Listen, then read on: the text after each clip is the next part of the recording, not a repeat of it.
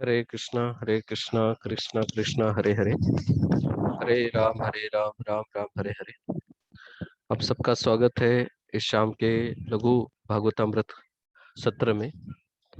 और ये जो लघु भागवतामृत है, रूप गोस्वामी ने लिखा हुआ है हमारे सबके लिए। भगवान के जो अवतार है, अलग अलग अवतार, अलग अलग विस्तार, उनके रूप, उन सब के बारे में जानकारी पूरी तरह से अच्छी इंफॉर्मेशन दी है, हमारे सामने रखी हुई है, ताकि हम भगवान के बारे में कोई शंका ना रहे। तो उस उद्देश्य से, ताकि हमारा जो विश्वास है दृढ़ विश्वास हो जाए, हमारा विश्वास बढ़े, और इस विश्वास के साथ, बड़े हुए विश्वास के साथ हम भक्ति में और आगे बढ़े, अग्रेसर हो। इस घरीच बसा म्हणलं की 21 दिवस आता उद्या 12 तारखेला बोलवले अजून दाखवा. हरे कृष्णा। तो हम थोड़ा सा कृपया करके हम यही रिक्वेस्ट करना चाहेंगे सबको कि अपना म्यूट पे डालिए। म्यूट पे डालेंगे तो अच्छा है, नहीं तो घर की सारी बातें सुनाई देगी हमें। ठीक है, आप अपने घर में क्या बनाया अगर हमें पता चल गया, तो जितने भी ग्रुप में हैं सब लोग आएंगे भोजन करने के लिए। ठीक है, तो इसीलिए,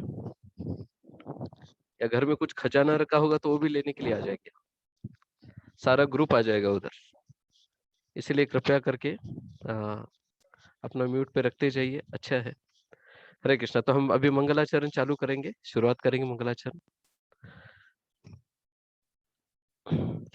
ओम अज्ञानतिमिरान्धस्य ज्ञानाञ्जनशलाकया चक्षुरुन्मिलितं येन तस्मै श्रीगुरुवे नमः। श्रीचैतन्यमनोभीष्टं स्थापितं येन भूतले स्वयं रूप कदा मह्यं ददाति स्वपदान्तिकं।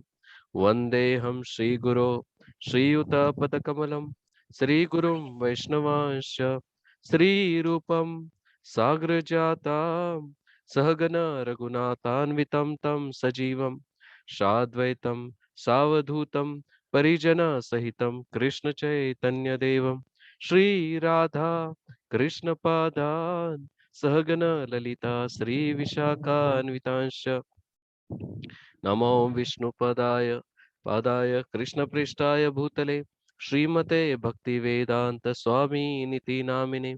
नमस्ते सारस्वते देवे गौरवाणी प्रचारिणे निर्विशेष शून्यवादी पाश्चात्य देश तारिणे। नमो महावदन्याय कृष्ण प्रेम पदायते कृष्णाय कृष्ण चैतन्य नामिने गौरत्विषे नमः। पंचतत्वात्मकं कृष्णं भक्तरूपस्वरूपकं भक्तावतारं भक्ताख्यं नमामि भक्तशक्तिकम्। हे कृष्ण करुणा सिंधु दीनबंधु जगतपते गोपेश गोपिका कांता राधा कांता नमस्तुते। तप्त कांचन गौरांगी राधे वृंदावनेश्वरी वृषभानुसुते देवी प्रणमामि हरिप्रिये। जयतां सुरतोपंगो मम मंदमतेर्गति मत सर्वस्य पदाम्भोजो राधा मदन मोहनो दिव्याद् वृंदारण्य कल्पद्रुमादो श्रीमद् रत्नागर सिंहासनस्थो श्रीमद् राधाशील गोविंद देव पृष्ठलेभि सेव्य मानो स्मरामि। श्रीमान रासरसारंभी वंशीवट तटस्थिता कर्शन वेणु स्वनैर्गोपी गोपीनाथ श्रीस्तुना। जय श्री कृष्ण चैतन्य प्रभु नित्यानंद श्री अद्वैत गदाधर श्रीवासादि गौर भक्तवृंदा। हरे कृष्णा कृष्णा कृष्णा हरे हरे, हरे राम राम राम हरे हरे। हरे कृष्णा कृष्णा कृष्णा हरे हरे, हरे राम राम राम हरे हरे। तो कृपया करके जो जानवा कृपा माता जी है, आपके हाथों से शायद ये जो लाइंस आई है, लाइंस, उसको निकालना पड़ेगा। तो कृपया करके आप इसको निकालेंगे तो अच्छा रहेगा। इसको पोंछ लीजिए। एक मिनट, इसको कैसे पोंछेंगे? ये रेजर है।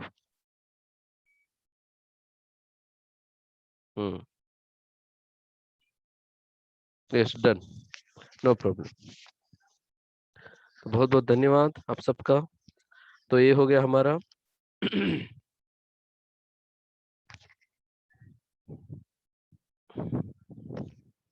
अभी हम देखते हैं कि हमने क्या क्या देखा था। तो ये जो चार्ट हमने बनाया था, ये चार्ट बहुत इंपॉर्टेंट है समझने के लिए, और ये चार्ट से बहुत आसान हो जाता है। तो ये जो चार्ट है, इसमें श्री कृष्ण भगवान ने, भगवान के जो अलग अलग रूप है और अलग अलग अवतार है, विस्तार है, इसके बारे में बताया है। तो ये जो हमें कहाँ पर नहीं जाना है वो भी हम देखेंगे इसमें फिलहाल, क्योंकि इसमें सब कुछ आ गया है। लेकिन ये सब कुछ में से सब कुछ नहीं बताना है, कुछ नहीं बताना है फिलहाल के तौर पर, हम वो बाद में देखने वाले हैं। तो श्री कृष्ण भगवान जो स्वयं भगवान है, इनके 3 रूप है। एक है स्वयं रूप, दूसरा तदेकात्म रूप, तीसरा है आवेश रूप। तो कृपया करके आप अपना जो नोटबुक है वो तैयार रखिएगा, क्योंकि जैसे जैसे आप लिखोगे, या फिर स्क्रीनशॉट भी निकाल सकते हैं, जैसे जैसे लिखोगे वैसे वैसे आपको आसान हो जाएगा समझना। ठीक है, तो ये जो लेफ्ट साइड में जो स्वयं रूप है ना, यहाँ पर, इसके नीचे फिलहाल जाना नहीं है हमें। ठीक है, यहाँ के गली में घुसना नहीं है हमें। जो स्वयं रूप और स्वयं प्रकाश है, इस गली में हमें घुसना नहीं है। केवल इस स्वयं रूप तक ही हम इसके बारे में बाद में चर्चा करने वाले हैं। ठीक है, तो ये हो गया पहली बात। दूसरी बात, हम तदेकात्म रूप में हम घुसे हुए हैं। तदेकात्म रूप की गली में घुसे हुए हैं, यहाँ पर बीच में वाले। इसमें जो विलास है, ये विलास आप देख सकते हैं। इस विलास में 2 विलास है, एक जो प्रभव विलास और वैभव विलास। इसके बारे में हमने, विलास के बारे में भी चर्चा कुछ नहीं करना है, लेकिन हमने आदि चतुर्व्यूह और दूसरा चतुर्व्यूह, द्वितीय चतुर्व्यूह के बारे में सुना था। तो पहला जो भगवान कृष्ण से पहले कौन निकलते, बलराम जी निकलते हैं, और बलराम जी से पहला आदि चतुर्व्यूह निकलता है, वो है वासुदेव, शंकरशन, प्रद्युम्न और अनिरुद्ध। तो ये हम 4 है। ये किसके लिए है? ये द्वारका में जो गोलोक वृंदावन है, वहां पर जो द्वारका है आध्यात्मिक जगत में, वहां के लिए है, वहां के अवतार है। और ये पूरा वासुदेव, शंकरशन, प्रद्युम्न, अनिरुद्ध जो है, ये केवल आध्यात्मिक जगत के लिए स्पेशली डेडिकेटेड है। तो 2 टीम है यहाँ पर, एक वासुदेव, शंकरशन और प्रद्युम्न, अनिरुद्ध, ये पहला टीम है। और दूसरा जो टीम है वासुदेव, शंकरशन, प्रद्युम्न और अनिरुद्ध, ये दूसरा टीम है। जो दूसरा चतुर्व्यूह है, ये चतुर्व्यूह हमारे भौतिक जगत को मैनेज करने के लिए है। ठीक है, भौतिक जगत के लिए, मटेरियल वर्ल्ड के लिए वासुदेव, शंकरशन, प्रद्युम्न दूसरा चतुर्व्यूह। पहला चतुर्व्यूह जो है वो किसके लिए? स्पिरिचुअल वर्ल्ड, आध्यात्मिक जगत में। तो ये आध्यात्मिक जगत में शाश्वत रूप में रहते हैं, वासुदेव, शंकरशन, प्रद्युम्न और अनिरुद्ध। और जब आवश्यकता होती है तब इनके अवतार होते हैं यहाँ पर। लेकिन ये जो वासुदेव, शंकरशन, प्रद्युम्न, अनिरुद्ध जो है चारों, दूसरे चतुर्व्यूह वाले, यही हमें, इसके बारे में हमने चर्चा की थी। इसमें आते हैं पुरुषावतार में। तो पुरुषावतार में हमने देखा था, पुरुषावतार में पहले जो अवतार है वो कार्णोदक्षय विष्णु, ये हमने ऑलरेडी देखा है, जो श्री शंकरशन है या महाशंकरशन बोला जाता है। दूसरे जो अवतार है, द्वितीय पुरुष अवतार, इनको गर्भोदक्षय विष्णु बोलते हैं, ये प्रद्युम्न के अवतार है। हाँ, फिर बाद में तीसरे जो है तृतीय पुरुष, ये है शिरोदक्षय विष्णु, और इनको ये अनिरुद्ध है। तो ये हमने पहले भी देखा था। अभी हमने क्या क्या देखा, देखो, प्रथम पुरुषावतार, द्वितीय पुरुषावतार और तृतीय पुरुषावतार हो चुके हैं हमारे। अभी हमारे गुणावतार चल रहा है। ये जो हमारा ये जो एरिया है ना 3, यहाँ पर एक गुणावतार है। तो गुणावतार में से हमने ब्रह्मा और शिव जी के बारे में देखा। ठीक है, ये जो ब्रह्मा जी और शिव जी के बारे में हमने देखा। एक मिनट, 1 नंबर किसने डाला है? 1 नंबर तो कृपया करके जो भी एंट्री कर रहे हैं ना, तो अपना जो मोबाइल का नाम या मोबाइल की कंपनी का नाम या ऐसा कुछ 1 नंबर 2 नंबर, इससे लिखने से अच्छा है आप नाम लिख दीजिए, ताकि बहुत आसान हो जाएगा समझने के लिए। ठीक है, तो 1 नंबर बोलना पड़ेगा। अभी कौन सा 1 नंबर किस में आता है पता नहीं। हाँ, 1 नंबर, पहला नंबर आया है तो कौन सा नंबर में, कहाँ पर है? हाँ, कौन से इसमें पहला नंबर आया वो तो समझना आवश्यक है, इसलिए नाम जरा थोड़ा चेंज कर दीजिएगा। ठीक है, तो अभी हम कहाँ पर थे? ये जो ब्रह्मा और शिव जी के बारे में हमने ये सुना था। ओके, तो मैं आपको और एक शेयर करता हूँ ताकि आसान हो जाएगा। लेकिन इसके पहले देखिए, ये जो ब्रह्मा और शिव जी, इसके बारे में हमने ऑलरेडी चर्चा किया, और विष्णु के बारे में हम शुरुआत करने वाले थे। तो विष्णु के जहां पर खत्म हो चुका था, हमने वहां पर एंड हो गया था हमारा लास्ट सेशन। तो अभी हम विष्णु से शुरुआत करेंगे, लेकिन उसके पहले मैं आपको कुछ और एक बात बता रहा हूँ। तो ये जो ब्रह्मा और शिव जी हो गए, और विष्णु के बारे में चर्चा करेंगे, उसके बाद में हम लीला अवतार देखने वाले हैं। ये जो लीला अवतार दिख रहा है आपको, ये लीला अवतार हम करने वाले इसके बाद में, जो अगला तीसरा अध्याय है। ओके, तो अभी फिलहाल हम दूसरे अध्याय में है, लघु भागवतमृत के दूसरे अध्याय में। तीसरा अध्याय कौन सा है? लीला अवतार। मतलब देखो हमारे कौन कौन से कवर हो जाते हैं। पुरुष अवतार हो गए, फिर बाद में गुणावतार हो गए, आज गुणावतार हो जाएगा, और तीसरा जो है लीला अवतार हो जाएगा। अभी लीला अवतार आज कितना कंप्लीट होगा ये तो मुझे भी पता नहीं है, ठीक है, ये तो भविष्य बाद में बाद में अनफोल्ड होने वाला है, बाद में पता चलेगा। और उसके बाद में हम आगे के देखेंगे, मनवंतर अवतार और युगा अवतार, ये सब देखने वाले हैं। ओके, तो मेरे हिसाब से आपने समझ लिया होगा। और जो मैंने चार्ट आपको भेजे हैं, इसको फिर से आप ड्रॉ कीजिए आपके नोटबुक में। क्या आपके नोटबुक में इसको फिर से ड्रॉ कीजिए, पूरी अच्छी तरह से निकालिए, ताकि आपको समझने में आसान हो जाएगा। ओके, ये प्रैक्टिस करना पड़ता है। जब खुद कुकिंग करता है व्यक्ति, तब उसको पता चलता है कुकिंग में कितना गैस लगाना है, कितना नमक डालना है, तो इस प्रकार। ओके, तो ये हो गया हमारा, इस अवतार के बारे में हमने चेक देख लिया। अभी हम दूसरा मैं बता देता हूँ, जो मैं आपके साथ शेयर करूंगा। और एक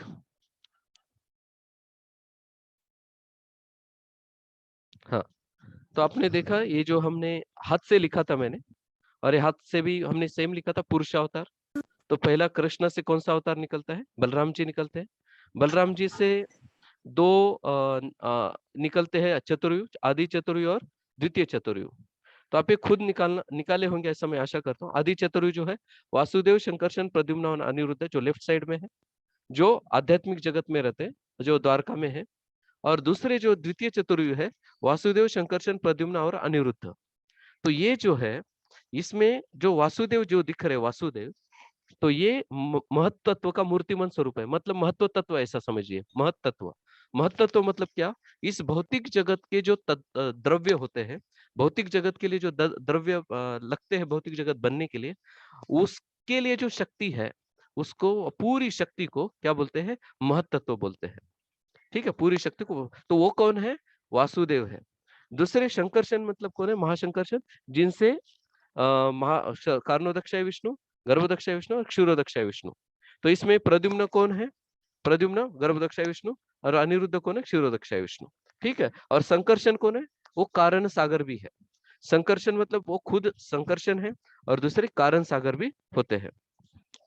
उसके बाद में हमने गुणावतार के बारे में हमने चर्चा कर रहे थे। पुरुषावतार हो गया, गुणावतार के बारे में चर्चा कर रहे थे। तो गुणावतार में दो केसेस है। पहली जो केस क्या है? पहली है भगवान, जिसमें भगवान गुण अवतार लेंगे। भगवान अलग अलग गुणों में अवतार लेते हैं, अलग अलग गुणों में, गुणों के इंचार्ज बनते हैं, स्वयं भगवान बनते हैं। कभी कभी भगवान स्वयं ब्रह्मा बन जाते हैं, तो कभी भगवान विष्णु, मतलब स्वयं विष्णु ही है, गर्भोदक्षाय विष्णु है। और तीसरे जो है वो शिव जी भी बन जाते हैं। ठीक है, ये सारे स्वांश होते हैं। तो गर्भोदक्षाय विष्णु के स्वांश होते हैं, ब्रह्मा, विष्णु, महेश। जब कोई कंडीशन क्या है? जब कोई जीव पात्र नहीं होता है, किसके लिए पात्र नहीं होता है? ब्रह्मा, ब्रह्मा और महेश बनने के लिए पात्र नहीं होता है। तो इस समय पे स्वयं भगवान, गर्भोदक्षाय विष्णु, ब्रह्मा जी और महेश जी बन जाते हैं, शिव जी बन जाते हैं। तो ये हो गया एक केस, जो ऊपर के साइड में लेफ्ट साइड में बताया मैंने। दूसरा जो केस है, इस केस में जीव कभी ब्रह्मा, जीव भी बन जाते हैं। दूसरा केस में जीव ब्रह्मा बनते हैं, जीव शिव जी बनते हैं, महेश जी बनते हैं। ठीक है, ये दूसरा केस है। ओके, तो ये हमने ऑलरेडी देखा है। बाद में ब्रह्मा जी, जब विष्णु के अलग अलग रूपों में, तीन प्रकार के ब्रह्मा देखे हमने, हिरण्यगर्भ ब्रह्मा, वैराज ब्रह्मा, और तीसरा जो है चतुर्मुखी ब्रह्मा। एक्चुअली इस किताब में, ये जो लघु भागवतामृत है, इसमें केवल दो ब्रह्मा के बारे में बताया, एक हिरण्यगर्भ ब्रह्मा और वैराज ब्रह्मा। तो हिरण्यगर्भ ब्रह्मा क्या है? सूक्ष्म शरीर होता है उनका, और वो उपभोग करते हैं। मतलब मेजॉरिटी अपना तो कार्य करेंगे, वो अपना जो कर्तव्य है वो भी करेंगे, लेकिन उनका जो टेंडेंसी है ज्यादा, वो जो आनंद उपभोगने का टेंडेंसी है। और दूसरे जो है वैराज ब्रह्मा। हरे कृष्णा। अरे कौन सा आ गया आपके पास? एक मिनट।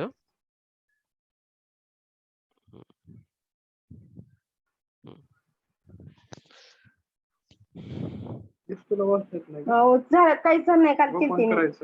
हं. कोणतं? मला होईल ते. हरे कृष्ण, मिल गए मिल गए। तो हम क्या देख रहे थे कि ब्रह्मा तीन प्रकार के हैं, हिरण्यगर्भ ब्रह्मा, वैराज ब्रह्मा और चतुर्मुखी ब्रह्मा। हिरण्यगर्भ का स्वरूप भी अलग होता है, वैराज ब्रह्मा का भी स्वरूप अलग होता है, उनका भी शरीर अलग होता है। हिरण्यगर्भ जो सूक्ष्म होते हैं वो किसी को भी दिखाई नहीं देते, मतलब जो देवी देवता को, जीवों को नहीं दिखाई देते। जो वैराज ब्रह्मा है वो स्थूल शरीर है उनका, इसीलिए देवी देवता भी उनको देख सकते हैं और सृष्टि का निर्माण का कार्य करते हैं। मतलब प्रमुख कार्य क्या है? सृष्टि का निर्माण करना। लेकिन इसके अलावा भी वो आनंद उपभोगना चाहते हैं। जब वो वैराज ब्रह्मा जब वो आनंद उपभोगना चाहते हैं तो वो क्या करते हैं कि भगवान के विष्णु के शरीर में चले जाते हैं। विष्णु के शरीर में चले गए तो विष्णु का जैसे जैसे सायुज्य मुक्ति होता है ना, तो सायुज्य मुक्ति में क्या हो जाता है, वो भगवान जो राक्षस होता है कोई मरता है तो भगवान के शरीर में चला जाता है, क्योंकि वो ऐसा आनंद उपभोगना चाहते हैं। तो इसलिए जो ब्रह्मा है वो विष्णु के शरीर में जाते हैं। विष्णु का एक विशेष कृपा है, भले ही ब्रह्मा आनंद उपभोगना चाहता है लेकिन उनका जो कार्य का जो अधिकार वो छीनते नहीं है, उसको कार्य करने देते हैं। तो ब्रह्मा जी उनके शरीर में जाकर क्या कर सकते हैं? कार्य करते हैं विष्णु के शरीर में जाकर। तो अभी जैसे उदाहरण के तौर पर मैं बताता हूँ। समझो एक व्यक्ति है और उस व्यक्ति के अंदर भूत घुस गया। भूत, जब भूत घुस जाता है, अभी आप में से तो सब लोग विश्वास रखते ही है भूतों के ऊपर। जब भूत शरीर में घुस जाता है तो वो भूत सारा आनंद वो लेता है। जो हम आत्मा है वो आनंद नहीं लेता। कौन लेता है? वो भूत आत्मा जो घोष्ट है वो हमारे शरीर में घुसने के बाद वो आनंद ज्यादा लेता है। जो भी स्वाद लेंगे हम, जो भी कुछ खाएंगे उसका स्वाद कौन लेगा? वो भूत लेता है जो हमारे शरीर में होता है, जो घुसा हुआ है। ठीक है, तो उसी प्रकार ये जो ब्रह्मा है ये विष्णु के शरीर में घुसते हैं और विष्णु के शरीर में घुसकर वो आनंद लेते हैं। तो ऐसे भी प्रकार की इच्छा होती है ब्रह्मा जी की। ठीक है, और चतुर्मुखी ब्रह्मा जो है वो अभी के हमारे चतुर्मुखी ब्रह्मा है। तो अभी जो हिरण्यगर्भ ब्रह्मा है वो सूक्ष्म शरीर है उनका और महत्त्व से बने हुए, महत्त्व जो हम देख नहीं सकते है ना, वो उससे उसको हम देख नहीं सकते। भगवान केवल इन ब्रह्मा को देख सकते हैं, देवी देवता कुछ भी नहीं देख सकते, इनको जीव भी नहीं देख सकते। ठीक है, ये हिरण्यगर्भ ब्रह्मा। दूसरा जो वैराज ब्रह्मा है वो उनका शरीर स्थूल तत्व होता है, स्थूल शरीर है, सारे तत्वों से बने हैं। जो पंच तत्व होते हैं, पृथ्वी अग्नि जल वायु आकाश मन बुद्धि अहंकार, इससे बने हुए रहते हैं। उसके बाद में इनके 4 सिर है, 8 आंखें हैं, 4 सिर को 8 आंखें होती है और 8 बाहु है उनके। देवता देख सकते हैं उनको, वैराज ब्रह्मा को। उसके बाद में देवता उन्हें वरदान भी देते हैं, बहुत बार उनको वरदान भी देते हैं। वरदान मतलब जो भी कुछ उनके पास है वो वरदान के बजाय मैं ये बोल सकता हूँ उनको ऑफरिंग मतलब क्या है, उनको कुछ अर्पण भी करते हैं। ठीक है, और इनका कार्य क्या है? वेद का प्रचार कार्य करना, वैराज ब्रह्मा वेदों का प्रचार कार्य। उसके बाद में जब विष्णु ब्रह्मा बन जाते हैं तो वैराज ब्रह्मा भी विष्णु के शरीर में विलीन होकर आनंद भोगते, जो मैंने आपको ऑलरेडी बताया है। ठीक है, तो ये सारा क्लियर हुआ आपका। उसके बाद में हम रुद्र अवतार के बारे में चर्चा करते हैं। तो रुद्र अवतार क्या है? रुद्र भी स्वयं शिव जी है। अभी देखिए नीचे के साइड में रुद्र के कितने प्रकार बताए? 11 प्रकार के ये है, विस्तार है उनके रुद्र के, और 8 प्रकार के रूप होते हैं।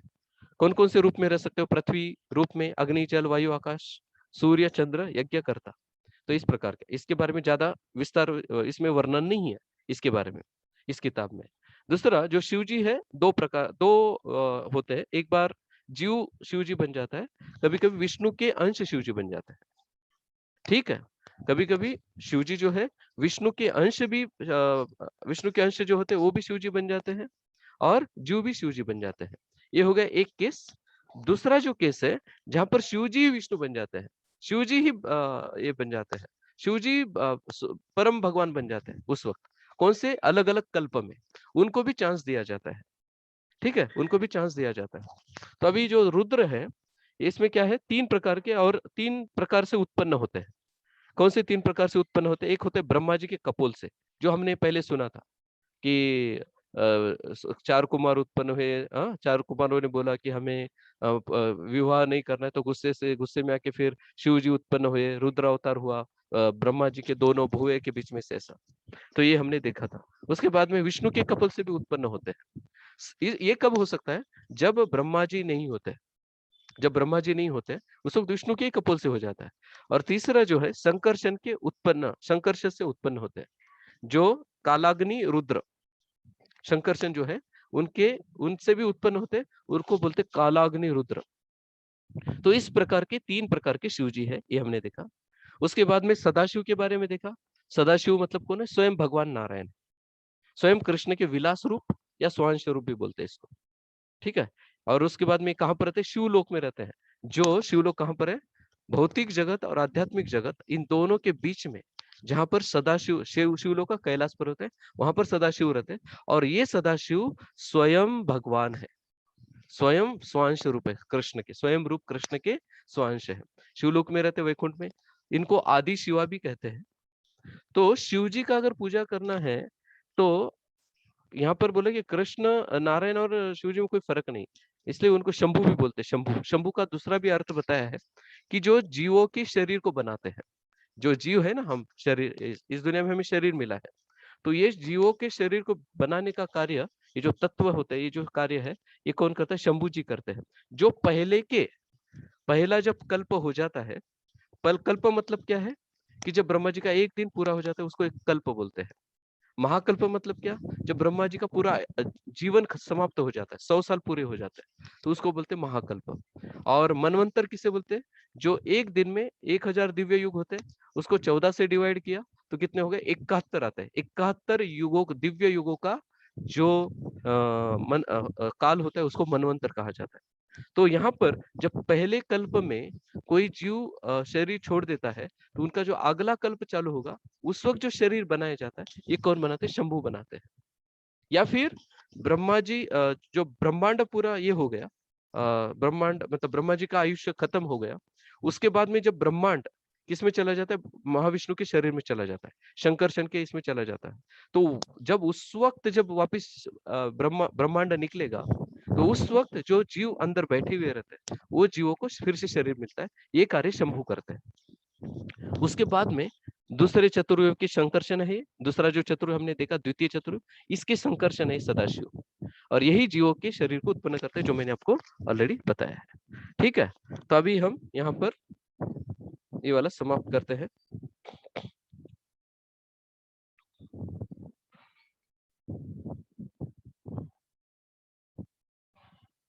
Just a minute.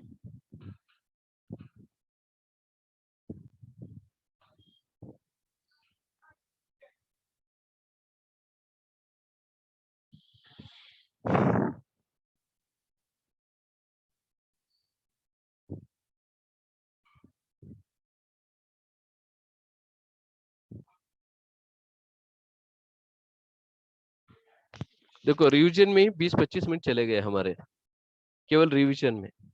तो अभी हम विष्णु के बारे में जानने वाले हैं। तो ये जो विष्णु है, इनका नाम है क्षीरोदक्षाई विष्णु। एक क्षीरोदक्षाई विष्णु का क्या कथा है, वो अभी हम देखने वाले विष्णु का। तो देखिए, जो विष्णु है, ये विष्णु क्षीरोदक्षाई विष्णु कहाँ से आते हैं? ये गर्भोदक्षाई विष्णु से आते हैं। तो गर्भोदक्षाई विष्णु जो है, ये गर्भोदक्षाई विष्णु मतलब कौन है? प्रद्युम्न है। और क्षीरोदक्षाई विष्णु जो है, वो अनिरुद्ध है। तो यही जो गर्भोदक्षाई विष्णु पर्सनली, व्यक्तिगत रूप से सबके हृदय में प्रवेश करते हैं परमात्मा के रूप में। और दूसरी बात, वही अनिरुद्ध है। और दूसरी बात, ये क्षीर सागर पे आते हैं, वो मैं बताने वाला हूँ आपको कैसे है, क्या है, किधर कैसे आते हैं। तो ये जो विष्णु है, विष्णु को ब्रह्मा जी और शिव जी जैसा शरीर नहीं होता है। ब्रह्मा जी और शिव जी का जो शरीर है, जो शिव जी जब जीव रहते हैं, हाँ, उनका जो शरीर है वो अलग है। और ब्रह्मा जी का शरीर अलग होता है, क्योंकि ब्रह्मा जी का जो पंच तत्वों से बना हुआ है, हाँ, या फिर जो मूल तत्व से बनाए हुए हैं ब्रह्मा जी। लेकिन विष्णु का जो शरीर है वो सच्चिदानंद विग्रह होता है। कौन से भी काल में, कोई भी काल हो, उसमें जो शिव शरीर जो होता है, किसका होता है? इनका शिरोदक्षाय विष्णु हो, या फिर गर्भोदक्षाय विष्णु हो, या फिर और महाविष्णु, इनका शरीर सच्चिदानंद होता है। ठीक है, ये क्षीरोदक्षाय विष्णु। और ये जो क्षीरोदक्षाय विष्णु होते हैं, ये गर्भोदक्षाय विष्णु के विलास रूप होते हैं। क्या है? गर्भोदक्षाय विष्णु के विलास रूप होते हैं। और इनका सारे जो जीव होते, सारे जो ऋषिगण हैं, जो पहले के जो ऋषिगण रहते हैं ना, बड़े बड़े ऋषि, जैसे सप्तर्षि के बारे में हम सुनते हैं, तो ये सारे सप्तर्षि क्या करते हैं? उनका नारायण बोल के गुणगान करते हैं, क्षीरोदक्षाय विष्णु का नारायण बोल के गुणगान करते हैं। ओके, तो अभी नारायण का अर्थ क्या होता है कि जो नारायण, नार मतलब नर, जो सारे जीवों को आश्रय देता है उसको नारायण कहते हैं। सारे जीवों को जो आश्रय देता है उसको नारायण कहते हैं। ठीक है, तो मैंने क्या बताया कि जो प्रद्युम्न है उनके वो अवतरित होते हैं, इनके माध्यम से अनिरुद्ध आ जाते हैं। और ये अनिरुद्ध जो है चार भुजाओं वाले जो आपके सामने हैं, चार भुजाओं वाले, इनको अनिरुद्ध भी बोला जाता है। और ये कहाँ पर आते हैं?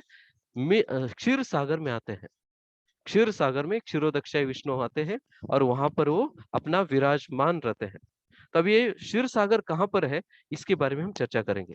तो ये भौतिक जगत जो है, इसमें भी भगवान के विष्णु लोक होते हैं, इसमें भी शिवलोक होता है अपने ब्रह्मांड में। जिस प्रकार आध्यात्मिक जगत में शिवलोक है, आध्यात्मिक जगत में द्वारका है, आध्यात्मिक जगत में मथुरा है, वैसे ही इस भौतिक जगत में उसका प्रतिकृति भी होता है। तो ये जो विष्णु है इस जगत में भी अवतरित होते हैं। और ये अवतरित होते कहाँ पर होते हैं, कैसे होते हैं, इसके बारे में हम अभी चर्चा करने वाले हैं। तो बोला गया है कि शिव जी का जो, जहां पर भी शिव जी का धाम है, उसके ऊपर विष्णु का भी धाम है। और ये विष्णु का जो धाम है, ये कोई भी व्यक्ति नहीं जा सकता वहां पर। तो अभी ये विष्णु लोक जो है, उसके वो कहाँ पर है? विष्णु लोक के आगे जो है एक इसमें जो मेरू पर्वत है, मेरू पर्वत क्या होता है मैं आपको अभी आगे दिखाता हूँ। ये विष्णु है, ठीक है, एक क्षीरोदक्षाय विष्णु है, एक क्षीर सागर में लेटे हुए हैं। और उनका लक्ष्मी जो है उनका ये कर रही, चरण दबा रही है। अभी आगे देखिए, मैं आपको जो आप चाहे तो आपके स्क्रीन पे उसको मैग्नीफाई कर सकते हो आसानी से दिखने के लिए। आपकी स्क्रीन पे जो आया है, तो आपको आध्यात्मिक जगत दिख रहा है।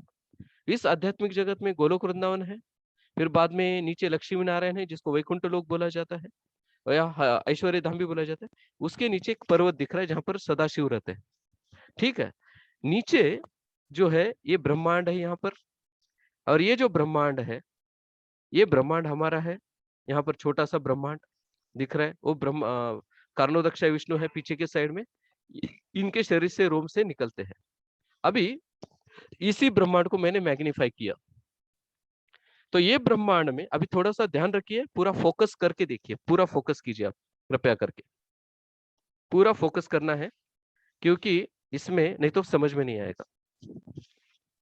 तो ये जो है, इस ब्रह्मांड के अंदर आपको ये कुछ पृथ्वी दिख रही है। यहाँ पर क्या दिख रही है? यहाँ पर एक पृथ्वी दिख रही है एक्चुअली। और उसके ऊपर में ये क्या है? 7 लोक होते हैं। हाँ, 7 लोक, भूअर लोक, हाँ, स्वर्गलोक, महरलोक, हाँ, फिर बाद में जनलोक, सत्यलोक, ऐसा करके लोक है यहाँ पर। और नीचे के साइड में अतल, वितल, सुतल, रसातल, तलातल, महातल, पाताल बोल के नीचे के साइड में है।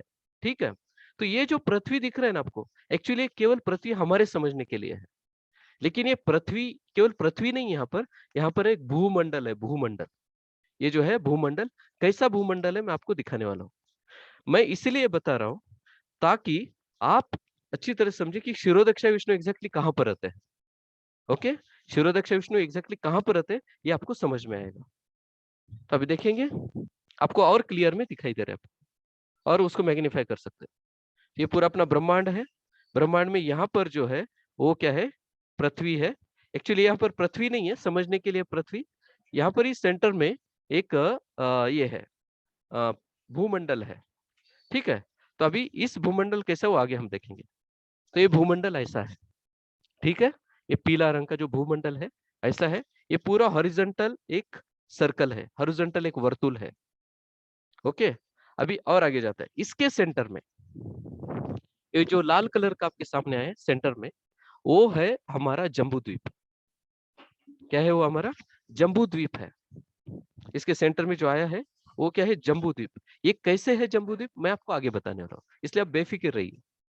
तो हमारा ब्रह्मांड दिखा हमें, इस ब्रह्मांड के हमें 14 लोक दिखे, 14 लोक में ऊपर के 7 लोक है, बीच में भूमंडल है, और भूमंडल के सेंटर में, उसको भूमंडल बोलते हैं, जो पीला दिख रहा है वो भूमंडल है, और इसके सेंटर में क्या है, जम्बू द्वीप है जो रेड कलर में है, और नीचे जो है 7 लोक है।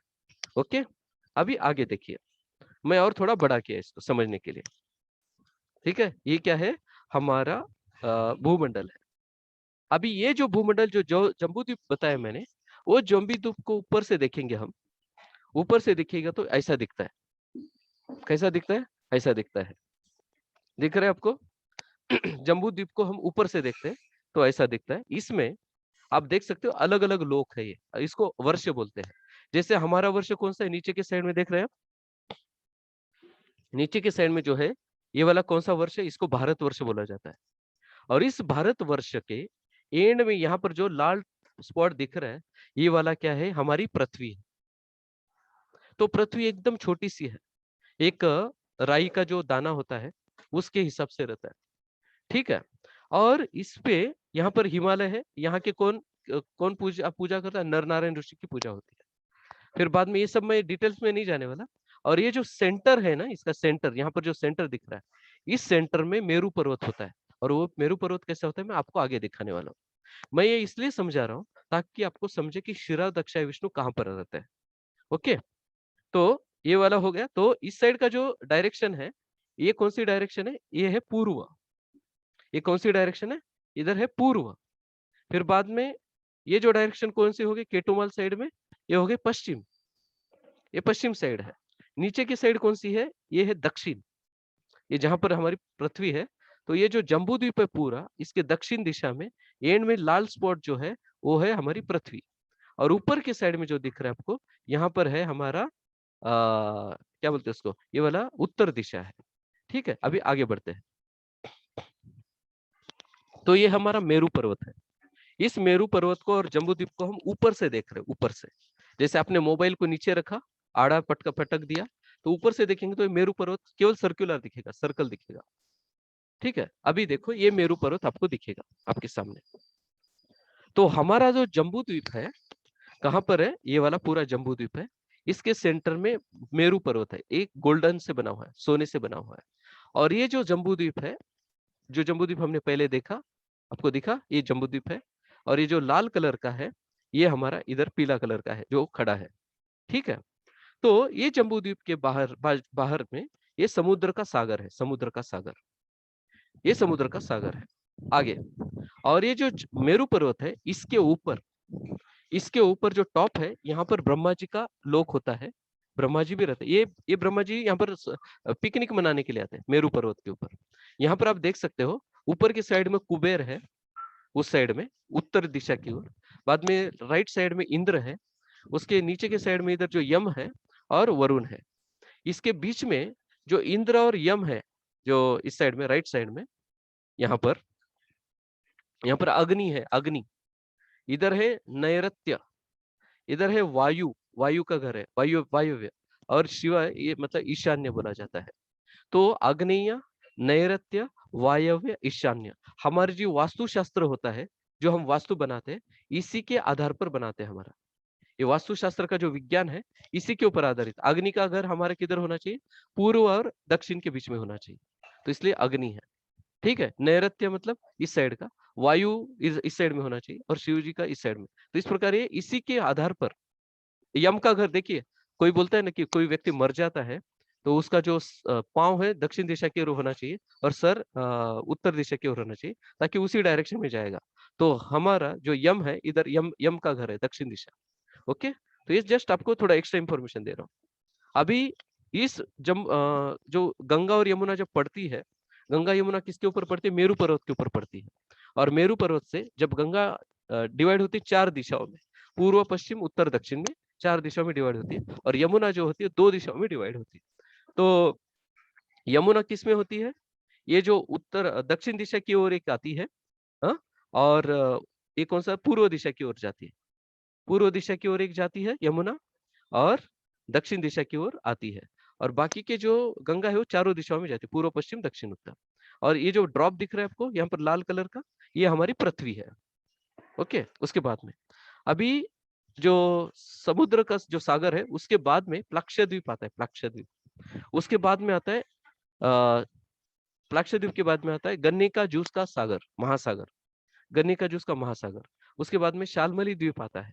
उसके बाद में कुशद्वीप कौन सा मदिरा का सागर आता है, उसको सूरा सागर बोला जाता है। यहाँ पर ये जो है सूरा सागर, मतलब देखिए हमारा पृथ्वी किधर गया होगा, हमें दिखाई भी नहीं दे रहा है। ये पृथ्वी कहाँ पर, इधर इस साइड में कहाँ तो भी है। हाँ, और ये जम्बू द्वीप है, इधर मेरू पर्वत है। और इसके बाद में ये जो सूरा सागर है, फिर कुशा द्वीप आता है। उसके बाद में घी का सागर आता है। ये जो दिख रहा है आपको घी का सागर है, पूरा ऐसा सर्कल में, पूरा ऐसा सर्कल में। ओके, ये पूरा सर्कल है बोला, सर्कल का मैं एक पूरा सर्कल का एक ये बता रहा हूँ, भूमंडल का कुछ हिस्सा बता रहा हूँ। उसके बाद में आगे ये है दूध का सागर, इसको बोलते हैं क्षीर सागर।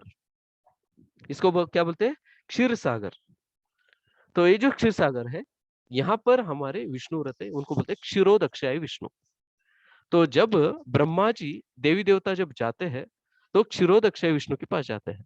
तो इसका वर्णन क्या किया बताता हूँ कि जो विष्णु लोक है, बियॉन्ड विष्णु लोक के आगे मेरु पर्वत के पूर्व में, मतलब हम पूर्व दिशा में हम देख रहे हैं, तो मेरु पर्वत के पूर्व में क्या है, वो लाल कलर का दिख रहा है, क्षीर सागर है।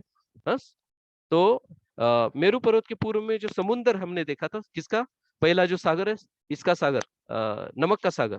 तो वहां पर कौन रहता है, विष्णु रहते हैं। वहां पर कौन रहता है, विष्णु रहते हैं। उसके बाद में, और इस यहाँ पर जो विष्णु है वो कैसे रहते हैं, उनका नाम है जनार्दन। कहां पर, ये जो लाल कलर का नहीं बता रहा हूं मैं, पहले जो हमने समुद्र देखा था, कौन सा समुद्र देखा था, लवण समुद्र या नमक का सागर। ये नमक का सागर जम्बूद्वीप के बाजू वाला जो हमने शुरुआत में देखा था। तो यहाँ पर लक्ष्मी जी के साथ जनार्दन रहते और शेष नाग के ऊपर लेटे हुए रहते। और ये कब आते, जब धूपकाल होता है, धूपकाल उस पीरियड में यहाँ पर आते हैं। अभी यही मेरु पर्वत के पूर्व में जो ये जो इसका सागर देख रहे हैं हम, किसका, दूध का सागर देख रहे हैं, क्षीर सागर। यहाँ पर एक सिटी है जो लाल कलर का बताया है, वो सिटी का नाम है शुभ्रा। क्या नाम है, शुभ्र, शुभ्र बोल तो सफेद, हाँ, शुभ्र नाम की सिटी है। और इस सिटी के यहाँ पर, इस सिटी के दक्षिण दिशा में क्या है, यहाँ पर श्वेत द्वीप होता है। यहाँ पर श्वेत द्वीप जो नीले रंग में दिख रहा है, नीले रंग में चौकोर, ये है श्वेत द्वीप।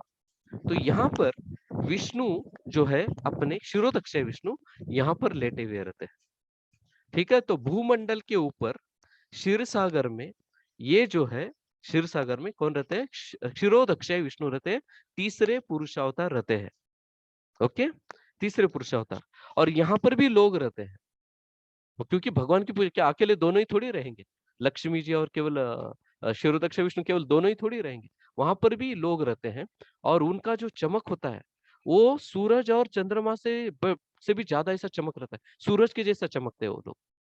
और उनका जो उनका जो इतना तेज होता है, उनका तेज देखने के लिए देवी देवता भी अचंभित रहते हैं। और वो देखते हैं ऊपर से, कहाँ से, स्वर्गलोक से देखते हैं उनको।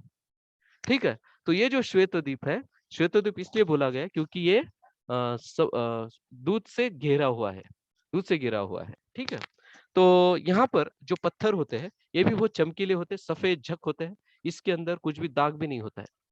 ठीक है, तो इस प्रकार यहाँ का वर्णन किया है। और इसके बाद में ये जो विष्णु है, विष्णु, क्षीरोदक्षाय विष्णु, विष्णु को क्या बोलते हैं, सत्व तनु बोलते हैं, सत्व तनु। तनु का अर्थ होता है शरीर।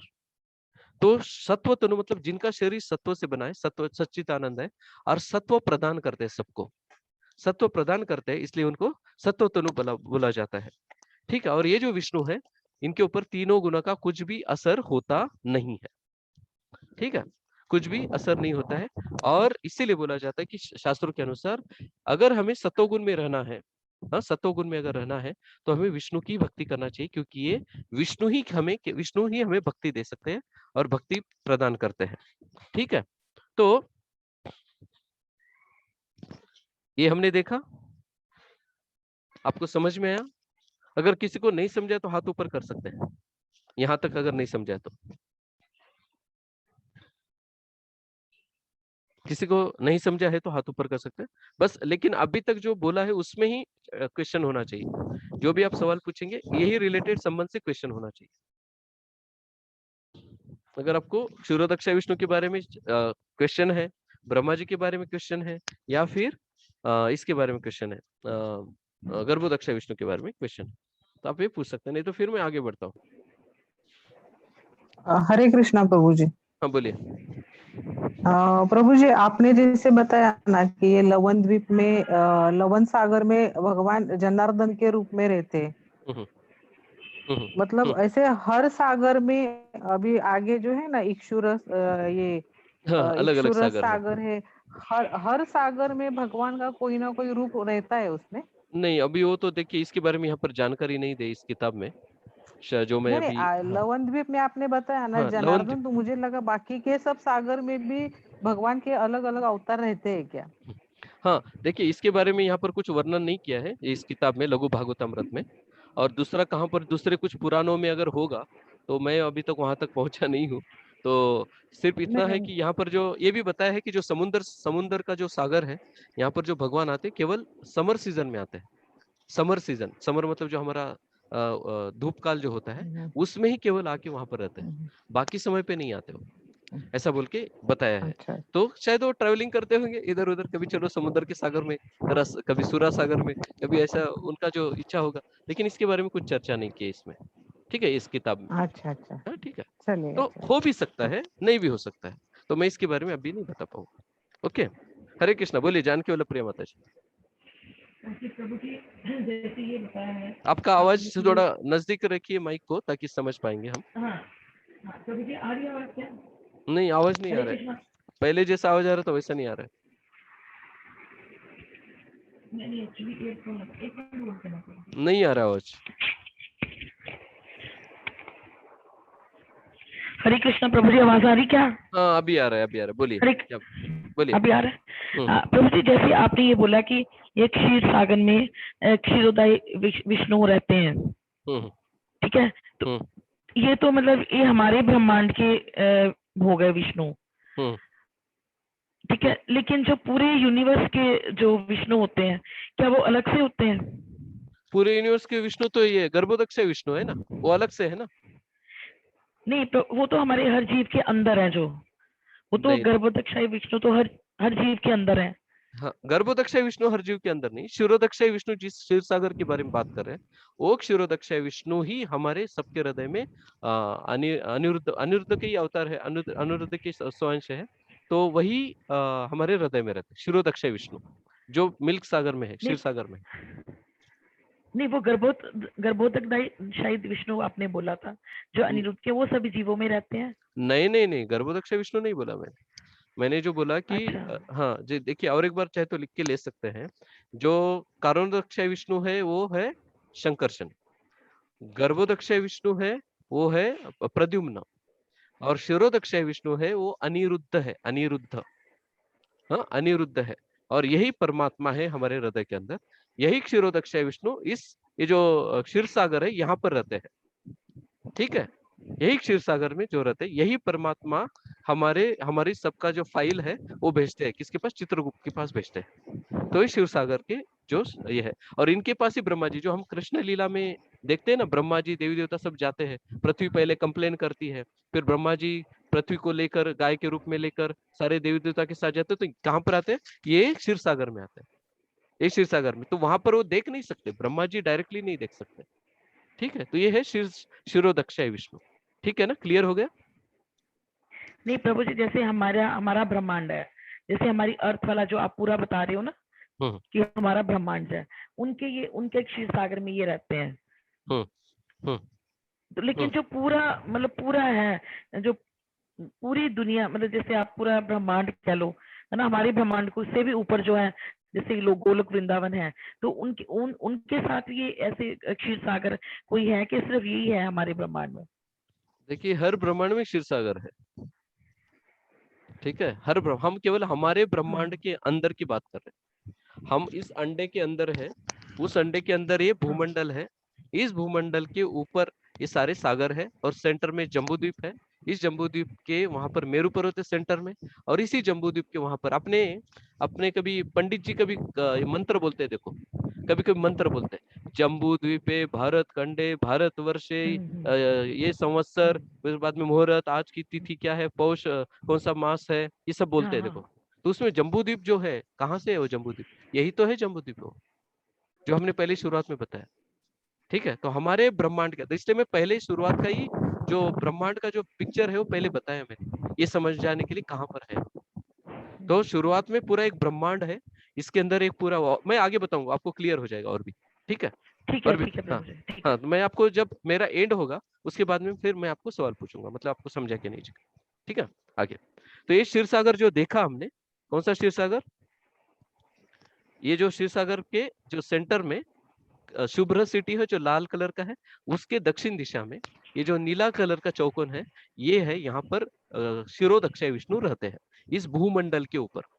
ठीक है, ये भूमंडल, और ये जो सेंटर में जो लेफ्ट साइड में जो सेंटर में जो दंडी दिख रहा है छोटा सा, वो है मेरू पर्वत। इस मेरू पर्वत के वहां पर वो जम्बूद्वीप जो ग्रीन कलर का है, नीला कलर का, उसके एक साइड में दक्षिण दिशा में हमारी पृथ्वी छोटी सी। ठीक है, तो अभी वो कैसी है भूमंडल वो हम आगे देखते हैं अभी। ठीक है, ये होगा दही का सागर भी है, और ये सब मैं नहीं बताऊंगा अभी। देखो ये हमारा ब्रह्मांड है, गोल ब्रह्मांड। इस गोल ब्रह्मांड के अंदर ये जो आड़ा पूरा दिख रहा है ना, ये पूरा सर्कुलर जो बीच में वाला सर्कुलर दिख रहा है, ये पूरा हमारा भूमंडल है। क्या है, हमारा भूमंडल है। उसके सेंटर में एकदम छोटे से छोटे से छोटे से छोटा जो है वो है मेरू पर्वत। ये जो सेंटर, इस यहाँ पर जो सेंटर है मेरू पर्वत, और वहां पर ही जम्बूद्वीप है जो हमारे आंखों से भी नहीं दिखाई दे रहा है यहाँ पर। ओके, ये हमारा ये है, और ये पूरा जो गोल दिख रहा है वो ब्रह्मांड है हमारा, हमारा केवल ब्रह्मांड। और ये जो ब्रह्मांड है, ये ब्रह्मांड जो दिख रहा है गोल, जो बड़ा ब्रह्मांड दिख रहा है, ऐसे अनंत कोटि ब्रह्मांड क्या करते हैं, विष्णु के शरीर में जाते हैं और विष्णु के शरीर से बाहर निकलते हैं। तो ये केवल हम भौतिक जगत की बात कर रहे हैं। ये है कारणोदक्षय विष्णु जो शंकरशन। तो इसमें ये हर एक ब्रह्मांड दिख रहा है, छोटा छोटा छोटा ब्रह्मांड दिख रहा है, और ये ब्रह्मांड विष्णु के जो शरीर में जो चर्म रंध्र होती है, जो छोटे छोटे होल्स होते हैं, उसके अंदर चले जाते हैं। ठीक है, प्रभु जी मैं इन्हीं विष्णु जी के बारे में पूछ रही थी। तो ये विष्णु बाहर है, हमारे ब्रह्मांड के बाहर है। हाँ प्रभु जी मैं इन्हीं के बारे में पूछ हाँ हाँ, तो ये ब्रह्मांड के बाहर है माता जी। ये कारणोदक्षय विष्णु हमारे अंदर नहीं, ब्रह्मांड के अंदर नहीं। ठीक है, क्लियर हो गया ये। हरे कृष्णा, हरे कृष्णा माता जी, क्लियर हो गया। हाँ, जानकी प्रेम। हाँ हाँ प्रभु जी क्लियर। हाँ हाँ प्रभु जी, इनका नाम क्या है? इनका नाम कारणोदक्षय विष्णु, मैंने पहले बताया था ना ये सब। ठीक है प्रभु। ये मैंने पहले बताया हुआ था, कारणोदक्षय विष्णु। हाँ, इनको ठीक है। शंकरशन बोलते हैं। इनके ब्रह्मांड से, इनके रोम से ही ब्रह्मांड निकलते हैं, और हर ब्रह्मांड के अंदर गर्भोदक्षय विष्णु होते हैं, और वो गर्भोदक्षय विष्णु से क्षीरोदक्षय विष्णु होते हैं, और उसी जो गर्भोदक्षय विष्णु है उनसे ही ब्रह्मा जी निकलते हैं। तो ये जो ब्रह्मांड, ये जो विष्णु दिख रहे हैं, इनसे ब्रह्मा जी नहीं निकलते, ध्यान में रखो। इनसे केवल ब्रह्मांड निकलते हैं, कारणोदक्षय विष्णु। ओके, तो ऐसा है। ठीक है, तो अभी देखिए ये जो है जम्बूद्वीप, जम्बूद्वीप दिखाया मैंने आपको। जम्बूद्वीप के यहाँ पर जो रेड कलर का, ये है हमारी छोटी सी पृथ्वी। ये जम्बूद्वीप है, ये आड़ा है, आड़ा, आड़ा मतलब हॉरिजॉन्टल। ये हॉरिजॉन्टल लेवल पे है, ब्रह्मांड के अंदर हॉरिजॉन्टल लेवल पे। सेंटर में जो मैंने बताया वो क्या है, जम्बूद्वीप। और ये जम्बूद्वीप की यहाँ पर क्या है, ये हमारी पृथ्वी है छोटी सी। यहाँ पर हिमालय पर्वत वगैरह है, हेमकूट पर्वत है, निषाद पर्वत, ये सारा आपको श्रीमद् भागवतम में सुनने को मिलेगा सारा। ओके, माल्यवान पर्वत, ये सारा अलग अलग पर्वत है। ठीक है, तो ये, और ये भारतवर्ष बोला जाता है। ये जो पूरा एरिया है, यहाँ से लेके यहाँ तक का जो एरिया है, इसको क्या बोलते हैं, भारतवर्ष बोला जाता है। इस भारतवर्ष के अंदर ही पृथ्वी है हमारी। ओके, भारतवर्ष जो होता है ये यहाँ का है पूरा। आगे, तो अभी देख रहे हैं, ऊपर से देख रहे हैं हम, ऊपर से कहाँ से, अभी ऐसे समझिए आप ध्रुवलोक में बैठे हैं, और ध्रुवलोक से आप नीचे देख रहे हो, ध्रुवलोक से नीचे देख रहे हो। तो नीचे जो दिख रहा है, एकदम सेंटर में जो दिख रहा है आपको, जो नीला कलर का, ये जो सेंटर में है नीला कलर का, लाल के बाजू में जो नीला दिख रहा है, वो क्या है, जम्बूद्वीप है। ये जम्बूद्वीप है। हाँ बलराम प्रसाद, तो एक मिनिट है, एवढं क्लियर करतो मग तुमचा प्रश्न घेतो। तो ये जो जम्बूद्वीप है, इसके साइड में जो ये है, जो सफेद है ना, ये जो सफेद, ये सफेद क्या है, इसका लवण समुद्र, इसको नमक का सागर बोलते हैं। और इस नमक के सागर के वहां पर कौन से विष्णु रहते हैं? जनार्दन रहते हैं लक्ष्मी के साथ, ठीक है। और उसके बाद में ये कौन सा हमने प्लाक्षद्वीप देखा, उसके बाद में गन्ने का जूस का सागर देखा, हाँ, उसके बाद में और एक द्वीप देखा, शालमली द्वीप वगैरह जो भी है। उसके बाद में हमने कौन सा देखा? सूरा सागर देखा, सूरा सागर। सूरा सागर के बाद में कुशा द्वीप है, और कुशा द्वीप के बाजू में ये है छाछ होता है ना, छाछ, ताक, ताक मराठी में ताक बोलते हैं, या फिर लोनी, लोनी, लोनी का है, जो लोनी मक्खन होता है, मक्खन का सागर है।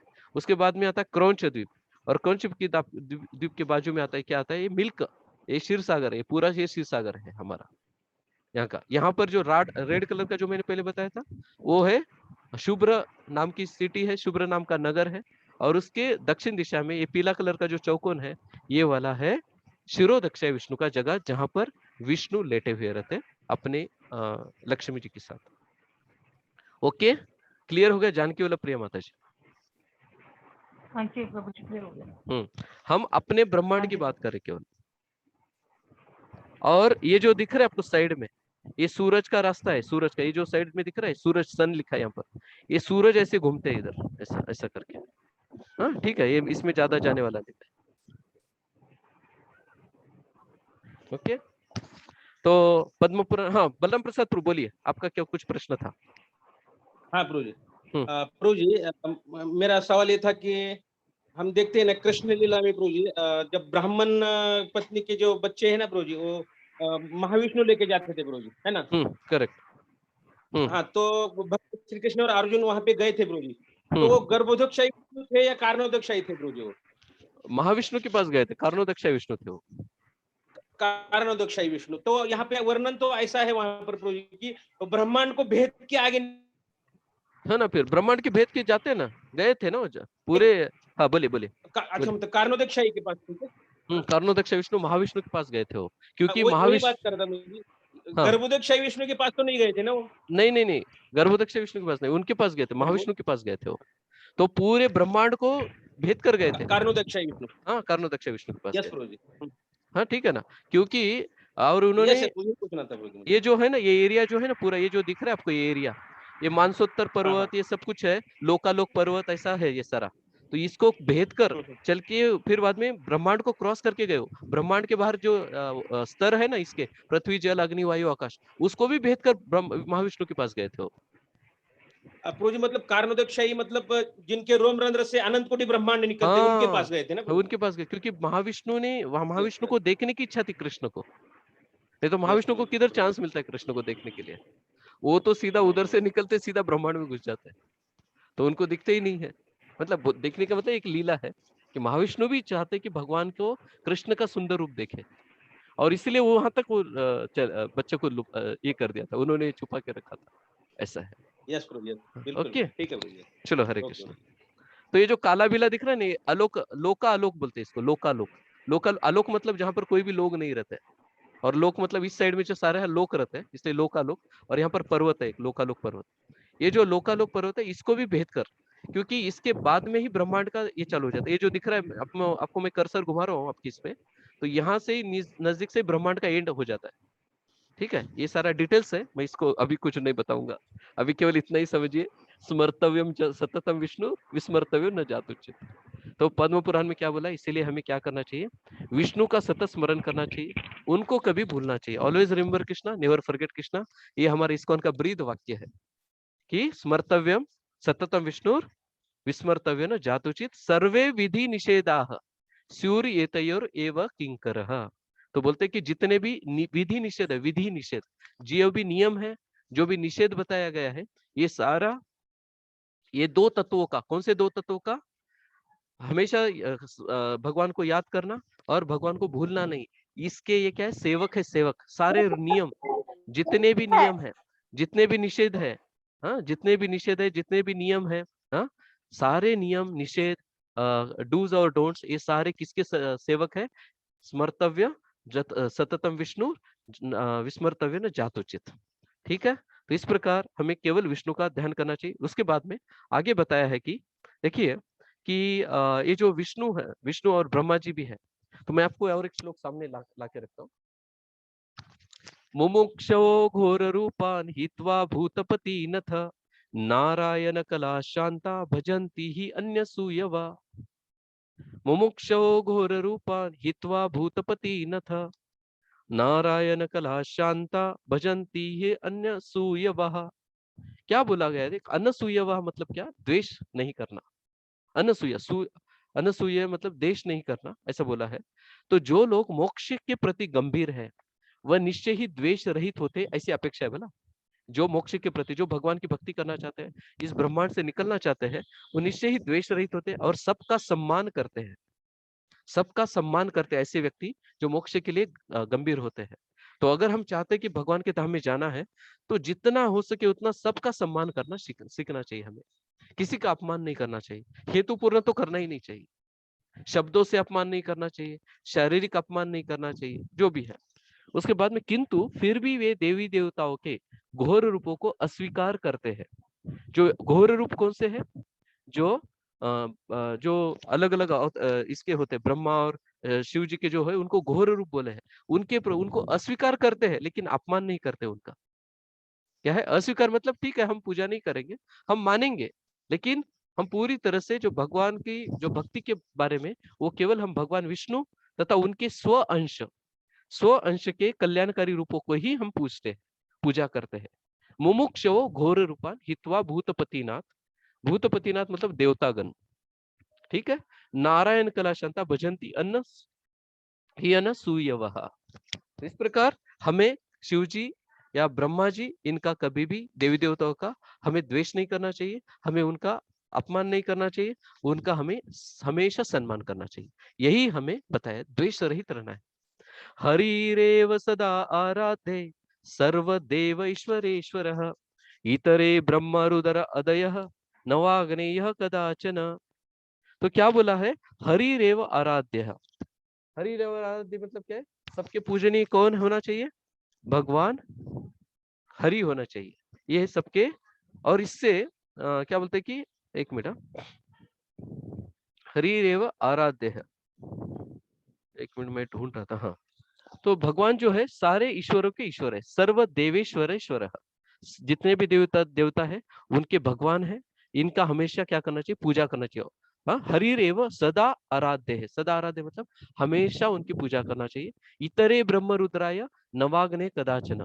तो हमें कभी भी दूसरे जो ब्रह्मा रुद्र वगैरह है देवी देवता, उनका अपमान नहीं करना चाहिए, उनका द्वेष नहीं करना चाहिए। ऐसा पद्म पुराण में बताया है। कहां पर बताया? पद्म पुराण में बताया है। तो इसीलिए महत्वपूर्ण और एक बात है कि बोलते हैं कि श्रीमद् भागवतम के पहले स्कंद में बताया है, शायद वो मैंने लिखा है कि नहीं, देखना पड़ेगा शायद। हाँ, ये वाला नहीं है श्लोक, तो ये वाला जो श्लोक है इसमें क्या बताया देखिए कि अत्र प्रकृति शब्देन चित्र शक्तिर अभिधीयते अभिन्न भिन्न रूपत्वात् अस्यायुक्ता समासमः। बोलते कि ये जो प्रकृति है ये भगवान की चित्त शक्ति है।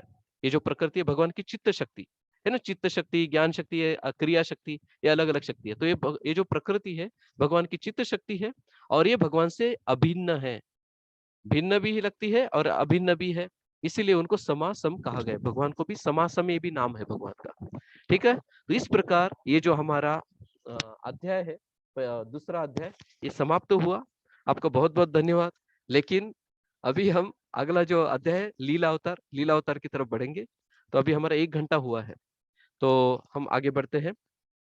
तो बलराम प्रसाद प्रभु, मेरे हिसाब से आपका डाउट क्लियर हो गया होगा, राइट? तो आगे हम बढ़ते हैं। मेरा डाउट, आपका डाउट क्लियर हो गया पूरा महाविष्णु के बारे में? यस प्रभु, यस बिल्कुल। ओके, तो अभी तक किसी का कोई प्रश्न है? और एक बार पूछ लेता हूँ ताकि हम आगे बढ़ेंगे, क्योंकि हम लीला अवतार में घुसने वाले हैं अभी, भगवान के अलग अलग लीला अवतारों के बारे में। किसी का कोई प्रश्न है तो पूछ सकते हैं। ये बाउंस होना नहीं चाहिए, ऐसी मैं अपेक्षा करके चलता हूँ, क्योंकि ये जिन्होंने बहुत बार लोगों को डाउट आता है ये ब्रह्मांड किधर है, भूमंडल किधर है, समझ में नहीं आता। हाँ, ब्रह्मांड किधर, पृथ्वी किधर है, ये भी समझ, क्योंकि हमने स्कूल कॉलेज में कुछ अलग सीखा है, और स्कूल कॉलेज में कुछ अलग सीखा है तो हम उसी दृष्टिकोण से सोचने का प्रयास करते हैं, क्योंकि हम बचपन से वही सीखा है ना लेकिन ये जो दृष्टिकोण है भागवत का दृष्टिकोण है, और ये भागवत का दृष्टिकोण, भागवत के श्लोक इसके प्रूफ है, इसके संदर्भ है। इससे हमें एक्चुअली भौतिक अपना जो ब्रह्मांड वो कैसा है, ये पूरा डायमेंशन के साथ, जो पूरे जो लंबाई चौड़ाई क्या है, इसका पूरा डिटेल्स में इसका डायमेंशन दिया है भागवतम में। ठीक है, तो ये हम चाहे तो हम बाद में चर्चा करेंगे इसके बारे में, और ब्रह्मांड कैसा है। तो अभी हम जाते हैं अगला अध्याय, अगला चैप्टर। जस्ट होल्ड कीजिए कृपया करके।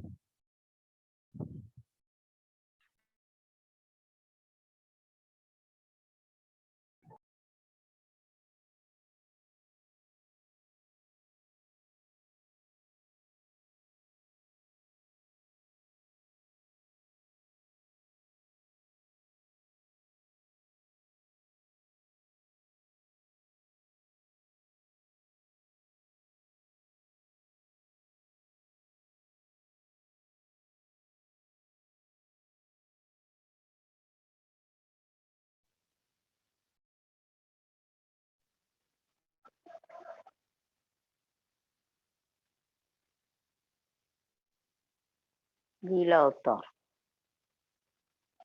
अवतार।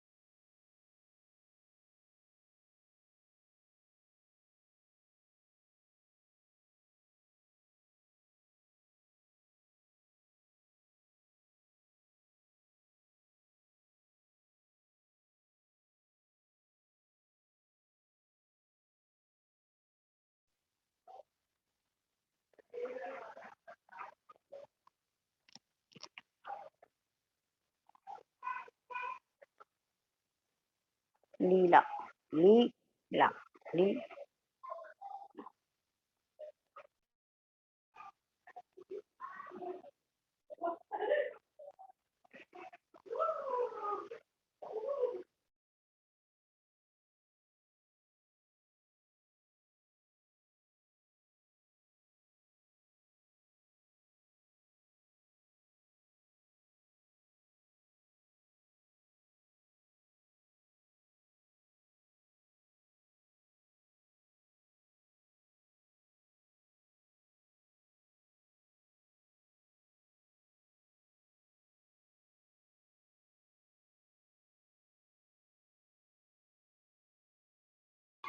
हरि बोल। हरे कृष्णा। हरे कृष्णा। युगल प्रेम प्रभु। आवाज हरे बोल। ओके, ओ हाँ कृष्ण प्रभु, जी। आवाज नहीं आ रहा प्रभु। ओ अच्छा, तो मैंने कहाँ पर खत्म किया मैंने? नहीं, अभी तो लीला अवतार दिखा रहे थे प्रभु जी आप, बस बस वहां बस से बस। आवाज नहीं आया। ओ अच्छा, सॉरी सॉरी सॉरी, ये ऐसे अपराध हो जाता है भक्तों के प्रति, सॉरी, माफ करना। तो देखिए, ये जो लीला अवतार है, ये लीला अवतार भगवान के जो लीला है, अलग अलग लीला अवतार, ये लीला अवतार भगवान के अपना इस ब्रह्मांड के हर कल्प में आते हैं। हर कल्प मतलब क्या है? ब्रह्मा जी का हर दिन, उसको एक कल्प बोला जाता है। तो ब्रह्मा जी का जो 100 साल होते हैं, उसको महाकल्प बोला जाता है। 100 साल को महाकल्प बोला जाता है, ब्रह्मा जी के 100 साल। और हर दिन को क्या बोलते हैं? कल्प बोलते हैं। और ये कल्प में 1000 दिव्य युग होते हैं। एक कल्प में 1000 दिव्य युग होते हैं, और 1000 दिव्य युग में 14 मनु आते हैं। तो हर मनु के पल्ले में कितना युग, दिव्य युग आ गए? 71 दिव्य युग आ गए। तो इन 71 दिव्य युग में, मनवंतरों में, हाँ, अलग अलग मनवंतरों में भगवान के ये लीला अवतार होते रहते हैं। और ये जो लीला अवतार है, ये 24-25 प्रकार के लीला अवतार है। और ये भगवान के हर, मतलब ब्रह्मा जी के हर दिन में आएंगे। ऐसा नहीं कि जैसे कृष्ण का अवतार कितने कितने 1000 दिव्य युग में एक बार आता है। 1000 दिव्य युग में एक बार आते कृष्ण का अवतार, और उसी के अगले द्वापर कलयुग में चैतन्य महाप्रभु का अवतार होता है।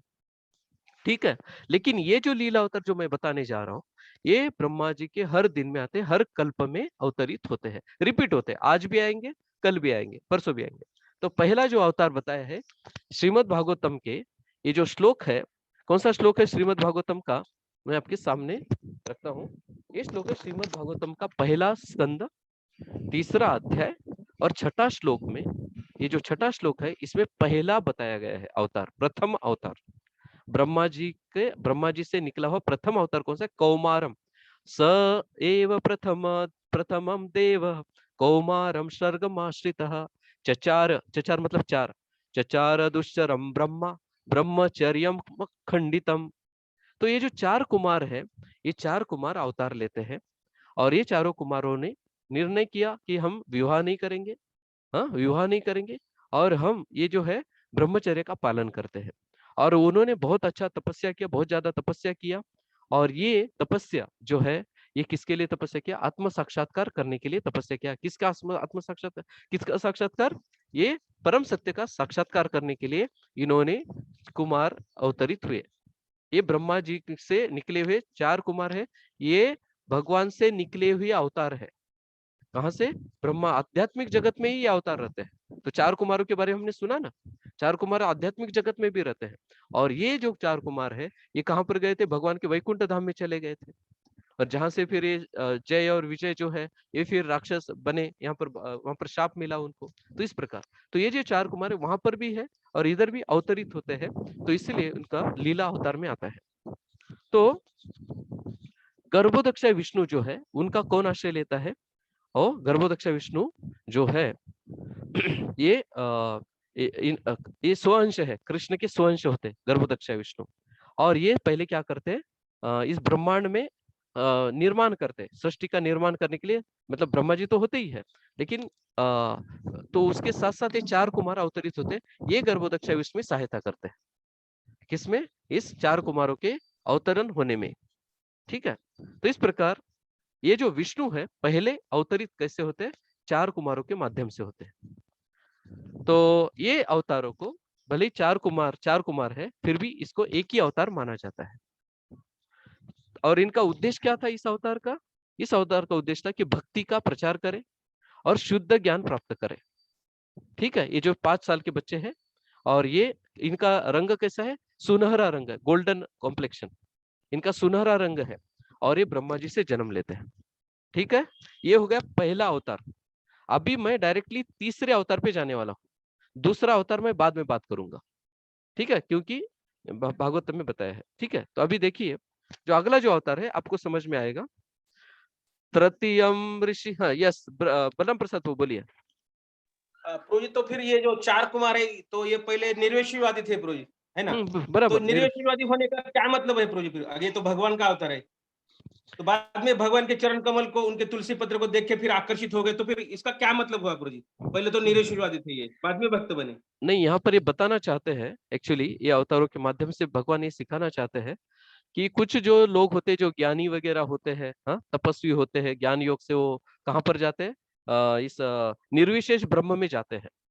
और तब तक जब निर्विशेष ब्रह्म में जो ज्ञानी होते हैं, जो विलीन होते हैं, जैसे कुमार वगैरह है, तो ये क्या सोचते हैं कि यहाँ यही सबसे बड़ा आनंद है, ऐसा सोचते हैं। लेकिन जब वो तुलसी का जब सुगंध सुनते हैं, तो बोलते हैं अरे, और आकर्षित हो जाते हैं। मतलब देखिए, अगर मैं कोई नौकरी कर रहा हूँ और 10,000 का जॉब मिल रहा है मुझे, और बाद में, और मुझे अभी तक यही पता चला कि 10,000 से ऊपर कोई जॉब ही नहीं मिलता है। क्या है? 10,000 के ऊपर जॉब ही नहीं रहता है दुनिया में। लेकिन जब ढूंढता हूं मैं, अरे इधर लिखा है ना 15,000 का लिखा है जॉब, अरे आज तक तो मैं सोचा ही नहीं, तो 10,000 के ऊपर भी 15,000 का जॉब है क्या? तो उसी प्रकार जब कुमार सोचते हैं कि हमें तो इतना बड़ा आनंद मिला इस निर्विशेष ब्रह्म में, इतना बड़ा आनंद मिला है, तो इससे बढ़कर कोई आनंद ही नहीं हो सकता है। लेकिन जब भगवान की तुलसी, जो चरणों की जो तुलसी का जब सुगंध सुनते हैं, तो बोलते हैं हम इनकी तरफ इतना आकर्षित कैसे क्या हो रहे हैं? मतलब ये निर्विशेष ब्रह्म से भी बढ़कर भी कुछ आनंद है जो हमें आकर्षित कर रहा है। ठीक है, तो ये यहाँ पर इससे बताना चाहते हैं कि निर्विशेष ब्रह्म की जो प्रैक्टिस करते हैं, उनके लिए भी एक ये है कि ज्ञान होना चाहिए कि इसके भी ऊपर कोई ऊपर आनंद होता है, इसके ऊपर भी कोई लोक है, इसके ऊपर भी वैकुंठ धाम है। तो इस प्रकार ये सिद्ध करने के लिए, ये बताने के लिए उदाहरण है चार कुमारों का। Is it clear Balram Prasad Prabhu? Yes Prabhu, yes Prabhu, yes. Yes, okay, thank you very much. तो ये जो तृतीयम, अभी तृतीय के ऊपर जा रहे हैं हम, 1.3.8।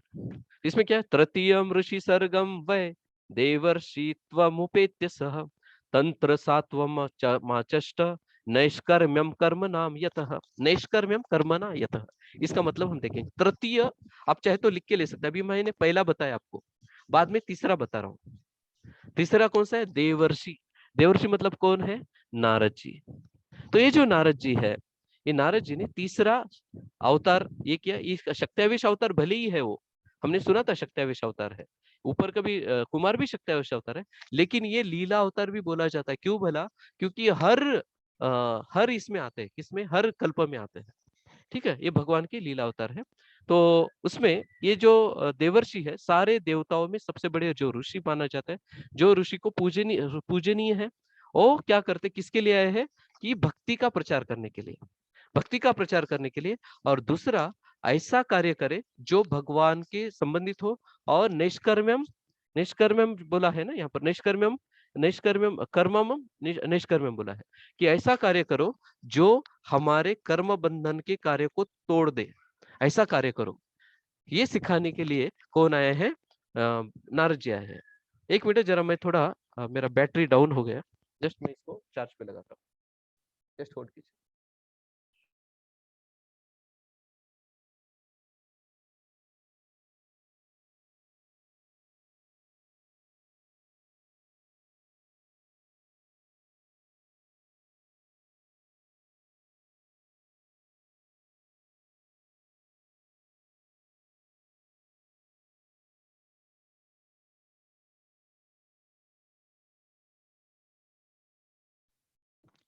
तो यहाँ पर जो है, ये जो नारद जी है, ये नारद जी किसके लिए आए हैं? भक्ति का कार्य का प्रचार करने के लिए। और दूसरी बात, नैष्कर्म्यम मतलब ऐसा कर्म करो जो हमारे कर्म बंधन को तोड़ डाले, कर्म को नष्ट करे, जो कर्म हमें बांध के रखते हैं। हम अभी कर्मयोग, दिव्य ज्ञान वगैरह सब देख रहे थे, उसके अंदर भी ये कर्मयोग के बारे में हमने चर्चा किया था। ठीक है, तो इस प्रकार ये जो नारद जी है, ये नारद जी अवतरित होते हैं। इन्होंने क्या किया? अपना भक्ति का प्रचार करने के लिए नारद पंचरात्र लिखा। फिर बाद में कर्मा नाम नैष्कर्म्यम, इसके बारे में भी बताया है। और इससे हम भगवान की भक्ति प्राप्त कर सकते हैं और हमारे पापों को नष्ट कर सकते हैं। तो इस प्रकार ये देवर्षि नारद जी बताए। तीसरा जो अवतार है, ये जो अवतार है, दूसरा जो अवतार है, ये है वराह अवतार। पहले मैंने तीसरा बताया, अभी वराह अवतार बता रहा हूँ। तो वराह अवतार के बारे में पहले स्कंद में बताया है, तो ये आपको आगे श्लोक दिखेगा। द्वितीयं तु भावायस्य रसातल गता महिम, रसातल गता महिम उद्धरिष्यनुपादत्ता यज्ञेश सौकरम वपु। सौकर मतलब सुकर, सुकर मतलब कौन? जो वराहदेव है। वपु मतलब शरीर, सुकर रूपा। द्वितीयम तु भवायास्य रसातल, रसातल में पृथ्वी गई और वहां पर क्या हो गया? उद्धरिष्य अनुपादत्त यज्ञेश सौकरम वपुहु। वपु मतलब शरीर। तो ये जो वराहदेव है, वराहदेव का पहला स्कंद में, अभी यहाँ पर दो वराह है, मैं आपको बताना चाहूंगा, क्लियर करूंगा। तो वराहदेव जो है, इनको क्या बोला गया है? श्रीमद् भागवत में बताया, जो सारे यज्ञों के भोक्ता है। और ये यज्ञों को भोक्ता है। इन्होंने स्वीकार किया कौन सा? वराह रूप स्वीकार किया। किसके लिए? पृथ्वी का कल्याण करने के लिए। और ये पृथ्वी को कैसे उठाया उन्होंने? रसातल से निकाला, रसातल से निकाला, रसातल में छुपा दिया था। दूसरे वराह जो है, दूसरे वराह दूसरे स्कंद में बताया है। तो ये जो दूसरे वराह है, इनको भी क्या बोलते हैं? यज्ञों के भोक्ता बोला जाता है। इन्होंने भी इसका अवतार लिया। किसका अवतार लिया? वराह का अवतार लिया। इन्होंने भी क्या किया? पृथ्वी को उठाया, लेकिन उस वक्त हिरण्याक्ष का वध किया था। तो पहले वाला जो वराह अवतार है, उसमें हिरण्याक्ष का वध नहीं किया। लेकिन जो दूसरा वराह अवतार है, ये दूसरा अवतार में इन्होंने पृथ्वी को निकाला। कहां से निकाला? रसातल से निकाला, लेकिन हिरण्याक्ष का वध किया। तो इसके बारे में श्रीमद् भागवतम में बताया है, और ये जो भानु स्वामी ये भी बताते हैं कि पहला जो अवतार हुआ स्वयंभू मनु के समय में हुआ। पहला जो वराह अवतार है वो स्वयंभू मनवंतर जो है उसके शुरुआत में हुआ था। उस वक्त जो वराह अवतार है, वराह जो है ब्रह्मा जी के नाक से निकले, ब्रह्मा जी के नाक से निकले वराह अवतार। ओके, स्वयंभू मनु के शुरुआत में, और उन्होंने पृथ्वी को उठाया। और दूसरा जो अवतार हुआ वराह अवतार वो हुआ चक्षुषा मनवंतर के समय पे। और वो जो चक्षुषा मनवंतर जो होता है, चक्षुषा मनवंतर, उसमें पानी से निकले थे, पानी से, जल से निकले थे। तो जल कौन सा होगा? ऑब्वियसली ये जो गर्भोदक सागर है उससे जो निकले, जिसमें गर्भोदक्ष विष्णु लेटे हुए रहते हैं, तो वो गर्भोदक सागर से पानी से निकले, अवतरित हुए चक्षुषा मनवंतर में। पहले जो हुए स्वयंभू मनु के शुरुआत में वो क्या है, वो ब्रह्मा जी के नाक से निकले। दूसरे जो वराह अवतार है वो चक्षुषा मनवंतर में पानी से निकले थे, पानी से। ओके, तो इस प्रकार ये अवतार बताया है। उसके बाद में हम आगे जाते हैं कि जो स्वयंभू मनु है, अभी इसका प्रूफ क्या है कि पहले जो स्वयंभू मनु है, हाँ, उस वक्त क्या हुआ कि ब्रह्मा जी ने स्वयंभू मनु के टाइम पे स्वयंभू मनु ने बच्चों को जन्म नहीं दिया था। तो बच्चों को जन्म नहीं दिया तो उस वक्त प्रचेता भी नहीं थे, दक्ष प्रजापति भी नहीं थे, दीति भी नहीं होगी, और हिरण्याक्ष भी नहीं होंगे। तो इसका मतलब क्या है? इसका मतलब उस वक्त उन्होंने हिरण्याक्ष का वध नहीं किया। ठीक है, पहला जो कल्प था, पहला दिन ब्रह्मा जी का, उस वक्त कौन था? स्वयंभू मनु थे। स्वयंभू मनु के टाइम पे उन्होंने बच्चों को जन्म नहीं दिया। तो बच्चों को जन्म नहीं दिया तो उस वक्त प्रचेता नहीं रहे होंगे, प्रचेता नहीं तो दक्ष भी नहीं है, दक्ष नहीं तो दीति भी नहीं है, और दीति नहीं तो हिरण्यक्ष भी नहीं है। तो ये बताता है कि ये जो हिरण्यक्ष है, हिरण्यक्ष कब जन्म लिए? चक्षुषा मनवंतर के टाइम पे लिया। ठीक है, चक्षुषा मनवंतर। तो यहाँ पर ये बताया, तो पहला जो अवतार है केवल पृथ्वी को निकाला, पहला जो अवतार है केवल पृथ्वी को निकाला। दूसरा जो अवतार हुआ वराह अवतार, उसमें पृथ्वी को भी निकाला और हिरण्याक्ष को भी मार डाला। ठीक है, तो इस प्रकार ये बताया है। तो अभी मैं आपको बताना चाहूंगा, बहुत इंपॉर्टेंट पॉइंट है, मत्स्य पुराण में बताया, मत्स्य पुराण। तो मत्स्य पुराण में क्या बोला है कि हर कल्प के बाद प्रलय होता है, हर मनवंतर के बाद भी प्रलय होता है। ध्यान में रखना, हर मनवंतर जब 71 दिव्य युग खत्म हो जाते उसके बाद भी प्रलय होता है, और उसके बाद में जब ब्रह्मा जी का एक दिन समाप्त होता है, 1000 दिव्य युग समाप्त होता है, उस वक्त भी प्रलय होता है। ठीक है, ये ध्यान में रखिए आप। तो जो मत्स्य पुराण में क्या बोला है कि स्वयंभू मनु का जब खत्म हो गया उसके बाद में प्रलय हुआ, प्रलय हो गया, क्योंकि उस वक्त स्वयंभू मनु को शाप मिला था कि अभी तो प्रलय होने वाला है। तो भगवान की इच्छा से क्या हो गया? प्रलय हो गया, और चक्षुषा मनवंतर के टाइम पे भी प्रलय हो गया, बराबर। चक्षुषा मनवंतर के टाइम पे भी प्रलय हो गया और उस वक्त भी प्रलय हो गया। तो जब ये किसमें बताया? विष्णु मार्कंडे जो ऋषि है वो बताते हैं कि हर प्रलय कब कब होता है। तो हर मनु के एंड में क्या होता है? हर मनु का जब मनवंतर होता है उसके एंड में भी प्रलय होता है। तो ये जब प्रलय होता है, हर मनु के एंड में जब प्रलय होता है, 71 दिव्य युग समाप्त होने के बाद, तो सारे देवी देवता क्या हो जाते हैं? किधर चले जाते हैं? सारे देवी देवता किधर चले? महरलोक चले जाते हैं। सबसे ऊपर का जो सत्यलोक वगैरह, जनलोक वगैरह, उसमें महरलोक भी आता है। तो महरलोक में चले जाते हैं। अपना जो पोस्ट है, देवताओं का जो पोस्ट है वो कायम रहता है, और पापों से मुक्त हो जाते हैं वो भी। ठीक है, और वहां पर ही रहते हैं, महरलोक में रहते हैं। तो और फिर बाद में जो मनु और जो देवता होते हैं, सारे दूसरे कुछ मनु देवता होते हैं, कुछ जो मनु है, या कुछ मनु जो है, या कुछ देवता है, वो किधर चले जाते? ब्रह्मलोक में चले जाते हैं। और ब्रह्मलोक जाना इतना आसान नहीं, केवल देवी देवता मनु वगैरह ऐसे ही लोग जा सकते हैं, कोई भी नहीं जा सकता है। ठीक है, तो फिर ये जब प्रलय होता है तो सारे पृथ्वी के ऊपर पानी पानी फैल जाता है, सब चीजें पानी से भर जाती है। केवल पर्वत होते हैं ना, पर्वत, जो प्रमुख पर्वत है पृथ्वी के ऊपर के, इस प्रमुख पर्वत दिखते हैं, प्रलय में डूबते नहीं हो, वो नष्ट नहीं होते हैं। जैसे कि गिरिराज पर्वत, जो हमने सुना है ना, ये जो पर्वत है गिरिराज पर्वत, प्रलय भी आ जाता है तो नष्ट नहीं होता, हिमालय पर्वत, ये जो बड़े बड़े पर्वत होते हैं, मंदराचल, ये जो भी कुछ पर्वत है, ये सारे पर्वत वैसे की वैसे रहते हैं, दिखते नहीं, प्रलय में डूबते नहीं है, ऐसे ही रहते हो। तो फिर उस वक्त ये जो पृथ्वी होती है, पृथ्वी क्या करती है, जब प्रलय आ गया, हर मनु के बाद में, हर मनवंतर के बाद में, जब पृथ्वी क्या करती है, प्रलय के टाइम पे बोट, बोट मतलब नाव का रूप धारण करती है, नाव का रूप धारण करती है। और जितने भी बीज होते हैं ना, जो पेड़ पौधे होते हैं, जीवों के जो बीज है, हाँ, सारे भूतों के जो बीज है, सबके बीजों को उस नाव में डालती है पृथ्वी माता, जो नाव नाव के रूप में है, नाव में उसमें रखती है। उसके बाद में क्योंकि सारा रक्षण करे, किसका रक्षण करे, ये प्रलय से रक्षण करे। और उसी में जो मनु होते हैं, अगला जो मनु आने वाला है ना भविष्य में, अभी मनवंतर खत्म हो गया, समझो वैश्वत खत्म हो गया, चक्षुषा मनवंतर चालू होने वाला, समझो। तो अगला जो मनु है, वो मनु उसमें बैठता है, उस जहाज में।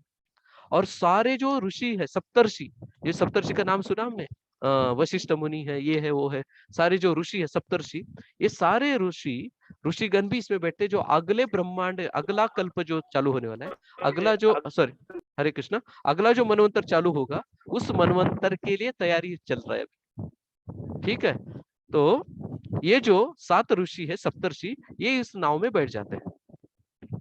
ओके, और फिर बाद में विष्णु क्या करते हैं, मत्स्य रूप धारण करते हैं। हाँ, ध्यान में रखिए, मैं स्लोली बता रहा हूँ। जो मत्स्य रूप धारण करते हैं, और मत्स्य रूप धारण करके इस पानी में, जहां पर ये नाव लटकी हुई है, नाव अटकी हुई है, नाव जो है पृथ्वी का रूप धारण, पृथ्वी ने नाव का रूप धारण किया, इसमें मनु भी होते हैं, अगले दिन का मनु, और उसके बाद में अगले मनवंतर का मनु, उसके बाद में सारे सप्तर्षि ये भी रहते हैं। तो ये नाव में बैठे हुए हैं, और फिर बाद मत्स्य अवतार होता है, और ये मत्स्य अवतार के सर पे, मतलब मत्स्य अवतार के ऊपर एक सिंह होता है, सिंह होता है, और ये सिंह से बांधा जाता है। भगवान क्या करते हैं, उस नाव से बांधते हैं अपनी इच्छा से। ठीक है, अपनी इच्छा से बांध दिया। और किससे बांधते हैं, ये पर्वत से बांधते हैं, हिमालय नाम का जो पर्वत है उससे बांध देते हैं। तो अभी मत्स्य क्या करता है, चलने लगते हैं, चलते हैं, घूमते हैं, और घूमते घूमते फिर ये पर्वत के पास आते हैं, और पर्वत के पास आकर इस नाव को बांध देते हैं हिमालय के साथ। और फिर बाद में मत्स्य अवतार जो है गायब हो जाते हैं। मत्स्य अवतार क्या हो जाते हैं, अप्रकट हो जाते हैं। और ये जो नाव है, जो पर्वत से बांधी है, हिमालय पर्वत से नाव बांधी है, जिसमें मनु भी है, और सप्तर्षि भी है, और सारे बीज भी है अगले मनवंतर के लिए। तो ये सारे वैसे ही बैठे रहते हैं, और रात भर उधर ही बैठे हुए रहते हैं। ब्रह्मा जी का जब अगला जो दिन चालू होगा, मनवंतर का अगला दिन जो चालू होगा, वहां तक उधर ही रहते हैं। और जब सतयुग चालू होता है, वो सतयुग चालू होने के बाद फिर बाद में जो समुद्र का जो पानी है, पानी क्या हो जाता है, थम जाता है, अपने अपने सेटल हो जाता है। और बाद में मनु अपने कार्य चालू करते हैं, अपनी अगली सेवा चालू करते हैं, और अपने ऋषिगण अपना अपना कार्य चालू करते हैं। ठीक है, तो इस प्रकार जब पूरी तरह से, जब चक्षुषा मनवंतर है, इसका जब पीरियड खत्म हो जाता है, और पूरा जगत पानी के अंदर चला जाता है, तो भगवान किसका अवतार लेते हैं, मत्स्य अवतार लेते हैं। और उस वक्त वयस्वत मनु का रक्षण करते हैं, किसे, उनको नाव पे रखते हुए। ठीक है, तो इस प्रकार ये यहाँ पर बताया है। तो आगे ये कौन है, वयस्वत मनु कौन है, जो पहले वाले मत्स्य अवतार ने उनके ऊपर का नाव में रखा, नाव में रख के बैठे हुए, वो है सत्यव्रत राजा। तो ये सत्यव्रत राजा है, तो ये रहते हैं उसमें, अगले इसके लिए काम होता है। अभी हम दूसरे स्कंद में बताया गया है कि वयस्वत मनु जो है, यही सत्यव्रत राजा है, और यही ये मत्स्य अवतार देखते हैं, सत्यव्रत राजा मत्स्य अवतार देखते हैं। वही हमने पहले शुरुआत में जो पहला जो दिन था लघु भागवतामृत का, उसमें हमने ये देखा था कि कैसे अपने ओंजल में, मतलब अपना जो हाथ है, दोनों हाथों में इस मछली को रखा था, हाथ में रखा था। तो इस प्रकार हमने ये देखा था। और ये जो मछली है, ये सारे जीवों का आश्रय है, और पूरे पृथ्वी का आश्रय है। और ब्रह्मा जी के मुख से ये वेद निकले हैं, और भगवान जो है उन वेदों का आनंद लेते हैं, और इन वेदों का रक्षण करते हैं।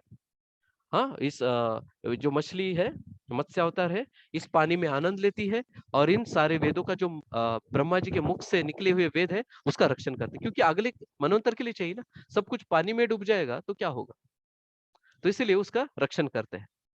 तो इस प्रकार भगवान मत्स्य अवतार जो है वो मत्स्य अवतार लेते हैं और समुद्र में प्रवेश करते हैं, ऐसा पद्म पुराण में बताया है। अभी जिस प्रकार वराह भी दो प्रकार के दो मनवंतर में अवतरित होते हैं, उसी प्रकार ये मत्स्य अवतार भी दो बार अवतरित होते हैं। एक मत्स्य अवतार जो होता है स्वयंभू मनु के समय पे होता है, और ये मत्स्य अवतार जो होता है स्वयंभू मनु के समय पे जो मत्स्य अवतार होता है वो राक्षस को मारते हैं। और कौन से राक्षस होते हैं वो मैं आपको बताने वाला हूँ। और ये वेदों का रक्षण करते हैं। ये है कौन सा, स्वयंभू मनु के टाइम पे। और दूसरे जो मत्स्य अवतार होते हैं वो चक्षुषा मनवंतर के पहले होते हैं, चक्षुषा मनवंतर के टाइम पे। और ये जो चक्षुषा मनवंतर है उसके उस समय पे मत्स्य अवतार सत्यव्रत राजा को कृपा देते हैं। तो इस प्रकार ब्रह्मा जी के हर दिन में, ऐसा बताया है, ब्रह्मा जी के हर दिन में ये मत्स्य अवतार 2 बार होते हैं। कितनी बार होते हैं? 2 बार होते हैं। पहली बार कब? जब स्वयंभू मनु का अवतार मनवंतर होता है, उस वक्त कौन से राक्षस को मारते हैं? हयग्रीव नाम का जो राक्षस है उसको मारते हैं। आपने हयग्रीव सुना होगा, वो जो सुबह में जो मंगल आरती होता है वृंदावन में, हयग्रीव, फिर मधु कैटभ, इसके नाम आते हैं। तो ये सारे जो है, ये अवतार, जो पहला जो स्वयंभू अवतार मनवंतर है उसमें किस राक्षस का मारते हैं? हयग्रीव नाम का जो है राक्ष लिंक demon Hayagriva who had stolen the Vedas, record the Vedas. हाँ, सॉरी, मैं हयग्रीव राक्षस नहीं बोल रहा हूँ, मैं जो राक्षस है उस राक्षस को हयग्रीव अवतार लेते हैं और हयग्रीव मारते हैं उनको। और किसका रक्षण करते हैं? वेदों का रक्षण करते हैं। और दूसरा जो है चक्षुषा के समय पे जो सत्यव्रत को विशेष कृपा देते हैं। तो इस प्रकार मत्स्य अवतार 2 बार होते हैं, ठीक है। तो उसके बाद में कहां पर बोला है, ये जो मत्स्य अवतार है, धर्मोत्तर, विष्णु धर्मोत्तर नाम का जो शास्त्र है उसमें बोला है कि 14 अवतार होते हैं मत्स्य के भी। 14 अवतार, 14 मनु के समय पे हर बार प्रलय होता है, हर बार मत्स्य अवतार होता है, ऐसे विष्णु धर्मोत्तर में बोला है, ठीक है। तो अभी हम जो पहला स्कंद है फिर से जाएंगे, उसमें अगला अवतार क्या है देखते हैं। तो ये हमने देखा, ब्रह्मोवाच यत्रोद्यत क्षितितलोद्धरणाय बिभ्रत क्रोडीं तनु सकल यज्ञमयी मनंत अंतर्महार्णव उपागतमादित्यम तम दैष्ट्यात्रिमिव वज्रधरो ददार वज्रधरो। तो यहाँ पर अभी 6:30 हो रहा है, फिर भी देखते हैं हम कैसे आगे बढ़ते हैं।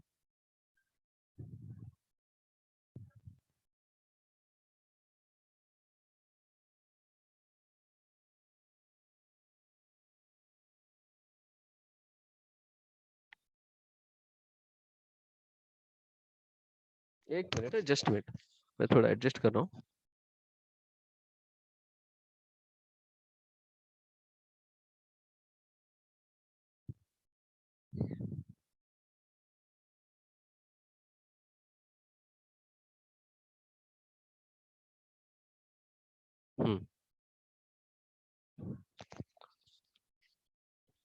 तो अभी जो अगला है वो कौन सा है? यज्ञ के बारे में चर्चा करेंगे।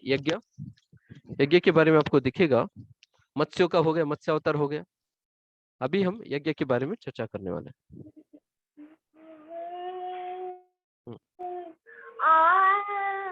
हाँ, हरे कृष्णा। तो ये जो यज्ञ है, यज्ञ अवतार के बारे में बोला है पहले स्कंद में। क्या बोला है? जो यज्ञ अवतार है भगवान का, जो यज्ञ अवतार, ये प्रजापति रुचि नाम की जो प्रजापति है और उनकी जो पत्नी है आकुति, इनके पुत्र के रूप में यज्ञ अवतार हुआ। तो यज्ञ अवतार आपके सामने है। ततः सप्तम आकुत्याम रुचर यज्ञो भी जायत, अभिजायत, जायत मतलब जन्म लेना। रुचिर मतलब रुचि नाम के जो प्रजापति थे और आकुत्या उनकी पत्नी थी। तो ये सप्तम है, जो सप्तम यज्ञ का अवतार है। स यामादे सुरगणैर वापास यम्भू व अंतरम। तो यहाँ पर क्या बताया, देखिए, ये जो 7वां जो है अवतार, इसमें प्रजापति रुचि और उनकी जो पत्नी आकुत्या, इनके बेटे हैं। इन्होंने स्वयंभू मनु का जो पीरियड जो चेंज होने वाला था उसको कंट्रोल किया था। स्वयंभू मनु का जो पीरियड होता है वो चेंज करने के लिए उस वक्त ये अवतरित हुए थे यज्ञ। और उस वक्त उन्होंने उनको साथ देवी देवताओं ने भी सहायता की थी। और उनके जो पुत्र थे उस वक्त याम बोल के थे। और ये जो रुचि जो है उनके पिताजी है और आकुति उनके माता जी है। और यज्ञ उस वक्त यज्ञ ने क्या किया, स्वयंभू मनवंतर को सारे स्वयंभू मनु का भी संरक्षण किया था, पूरे मनवंतर का संरक्षण किया था। और उन्होंने पूरे जगत का जो दुख है उसको निकाल दिया था। और इसीलिए पूरे जगत का जो दुख है उसको निकाल दिया था, दुख जो महान दुख होते हैं उसको निकाल दिया, उनको मुक्त कर दिया। और बाद में इसी यज्ञ को क्या बोला जाता है, हरि बोला जाता है, जो स्वयंभू मुनि ने उनको नाम दिया था हरि। तो हरि नाम कहां से आया है, ये स्वयंभू मुनि ने यज्ञ को दिया है, क्योंकि उन्होंने दुख हरण कर दिया था। अभी अगला जो है वो है चौथा के बारे में। चौथा जो है, चौथा क्या है, अवतरण। तूर्ये धर्म कला सर्गे नर नारायणा वृषि भूत्वात्मोपपश्यमो पेत्यम करो दुश्चरम तपः। तो यहाँ पर जो नर नारायण ऋषि है वो चौथे अवतार है। और इन्होंने, ये किसके बेटे हैं, धर्म के जुड़वे बेटे, धर्म की जो पत्नी है, धर्म के पत्नी के जुड़वे बेटे हैं। और इन्होंने भी बहुत तपस्या की, और उन्होंने तपस्या की, अपनी इंद्रियों को कंट्रोल में किया, नियंत्रित किया। ठीक है, ये हो गया चौथा अवतार।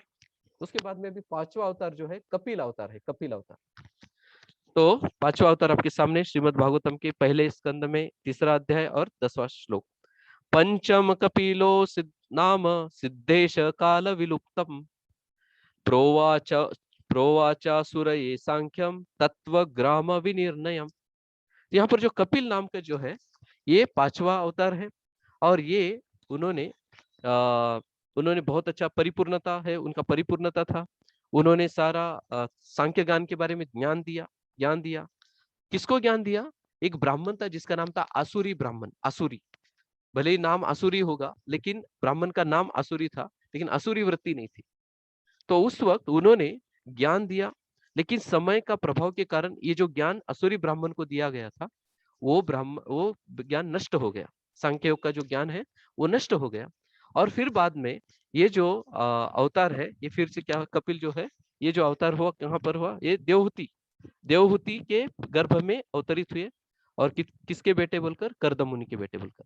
और इनको कपिल बोला जाता है। ये कपिल किसने बोला, ब्रह्मा जी ने नाम दिया उनको कपिला। क्यों बोला, उनका जो रंग है वो कैसा है, चॉकलेटी कलर है, ब्राउन है, चॉकलेटी रंग के है वो, इसीलिए उनको कपिल बोला जाता है। ठीक है, तो दूसरे कपिल के बारे में भी बात किया जाता है इसमें, अपने भागवत में बताया, प्रभुपाद जी बताते एक दूसरा भी कपिला था। वो जो कपिला था उसने झूठा तर्क दिया, और उसने भी एक झूठे ब्राह्मण को, मतलब जो झूठा ब्राह्मण है, दूसरा कोई व्यक्ति था ब्राह्मण, उसका भी नाम था आसुरी था, उसको ऐसा झूठा ज्ञान दिया। और ये जो कपिला था ये अग्नि वंश में जन्म लिया था इसने, ये जीव था, जीव। और कपिल जो है वो अवतार है, भगवान के स्वयं अवतार है। यहाँ पर जो कपिल बताया गया है, और ये जो जिसके बारे में प्रभुपाद जी भी वर्णन करते हैं, ये अग्नि वंश में जन्म लिया था, ये एक जीव था।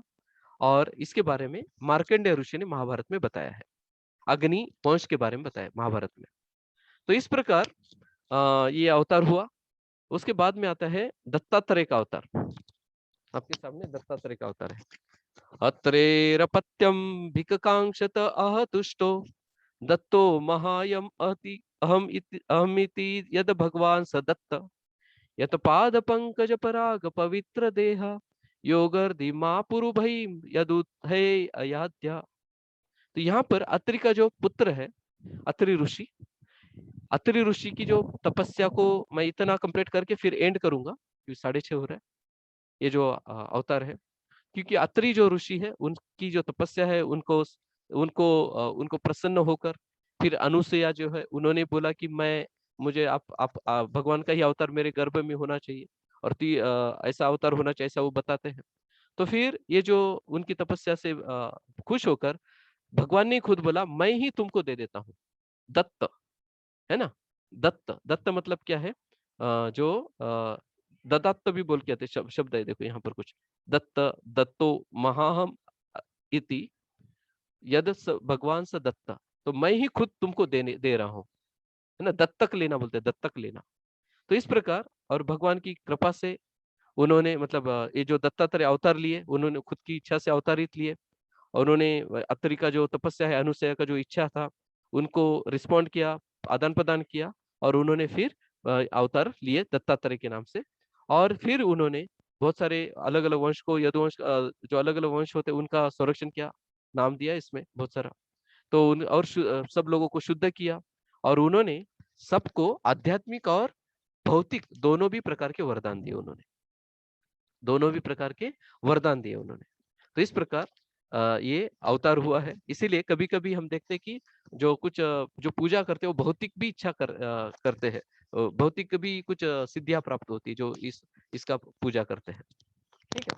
उसके बाद में जो पहला स्कंद है, इसमें छठा जो है, छठा षष्टम, षष्टमात्रेरपत्यत्वम व्रतम प्राप्तो अनुसूयया अन्वीशिकी कमल कार्य प्रहलादादिव्यश्च उच्चीवान। इसमें भी एक बताया है कि छठा जो अवतार है वो भी अत्रि का ही अवतार बताया यहाँ पर। ये भागवतम में बताया है, वो अलग जगह पर है, लघु भागवतम प्रस्ताव। तो यहाँ पर क्या बताया, भागवतम का जो स्कंद है इसमें भी और एक बार बताया है कि ये जो है अनुसुईया के पेट से ये हुए, गर्भ से प्रकट हुए, और उन्होंने अवतार के लिए प्रार्थना की थी, जो मैंने आपको पहले बताया। और इन्होंने भी क्या किया, सब ज्ञान दिया, जो अलग अलग वंश है उनको ज्ञान दिया, और आत्मा के बारे में ज्ञान बताया उन्होंने। हाँ ठीक है, इस प्रकार। तो इस प्रकार ये अवतरित हुए, और इन्होंने कैसा अवतार धारण किया, ये जो सन्यासी का जो रूप होता है वो धारण किया, और अपनी इच्छा से उन्होंने ये किया, प्रकट किया खुद को। तो इस प्रकार ये दत्तात्रेय हो गए। अभी हम हयग्रीव के बारे में बात कर रहे थे।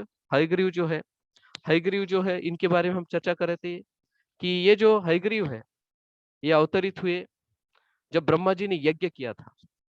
ब्रह्मा जी ने एक यज्ञ किया था, उस यज्ञ में से अवतरित हुए हयग्रीव। और उन्होंने क्या किया, वो स्वयं क्या है, हयग्रीव कौन है, ये स्वयं वेद है, यज्ञ है। यज्ञ कौन से यज्ञ, यज्ञों का मूर्तिमंत स्वरूप है। और इनका जो शरीर है वो भी गोल्डन है, सोनेरी है, सुनहरा है। और इनको बोलते व्यक्तिगत मूर्तिमंत वेद है, मूर्तिमंत स्वरूप है। और ये सारे देवी देवताओं के आत्मा है, परमात्मा है। और इन्होंने जब हयग्रीव जब श्वास लिए थे, तो उनके इसमें से नाक में से क्या निकले थे, प्रार्थनाएं निकली थी। प्रार्थना जो मीठी प्रार्थना, जो भगवान को प्रार्थना करते वो निकली थी। और ये हयग्रीव, इन्होंने किसको मारा, मधु और कैटभ को मारा। हयग्रीव ने और मधु और कैटभ नाम के जो दानव है उनको मारा, और वेदों को वापिस उत्पन्न किया। इस प्रकार अवतार हुआ है। ठीक है, तो यहाँ पर हम एंड करते हैं। इसके बाद में हंस अवतार से हम आगे चालू करेंगे, अगला जो गुरुवार आएगा उसमें कंप्लीट करेंगे चैप्टर। हरे कृष्ण। तो अभी किसका कोई प्रश्न है क्या?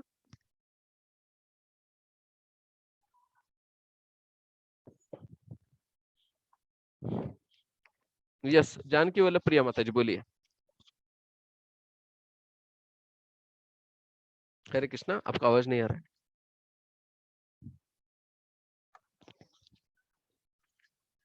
मैं आशा करता हूँ कि आप किसी को बाउंस नहीं होगा। ठीक है, हरे कृष्णा प्रभु जी। बोलिए। पहले मैं ये हरे पूछना कृष्ण। चाहता हूँ, आवाज चलिए आ हाँ आवाज आ रहा है। पहले मैं ये पूछना चाहता हूँ, आपको हाँ, जो भी बताया जा रहा है वो सर के ऊपर से तो नहीं जा रहा, सब कुछ समझ में आ रहा है? हरे कृष्णा। मुझे समझ आ रहा है। अच्छा, ओके ओके, ठीक है, वेरी समझ गुड। तो आ रहा है। हाँ बोलिए, अभी प्रभु जी समझ में आया है, लेकिन फिर से रिवीजन होना चाहिए। इससे आप साइड डाल दो थोड़ा। अच्छा, ओके ओके, हाँ, ठीक है, चलेगा। मुझे मालूम है क्योंकि ये, हाँ बोलिए।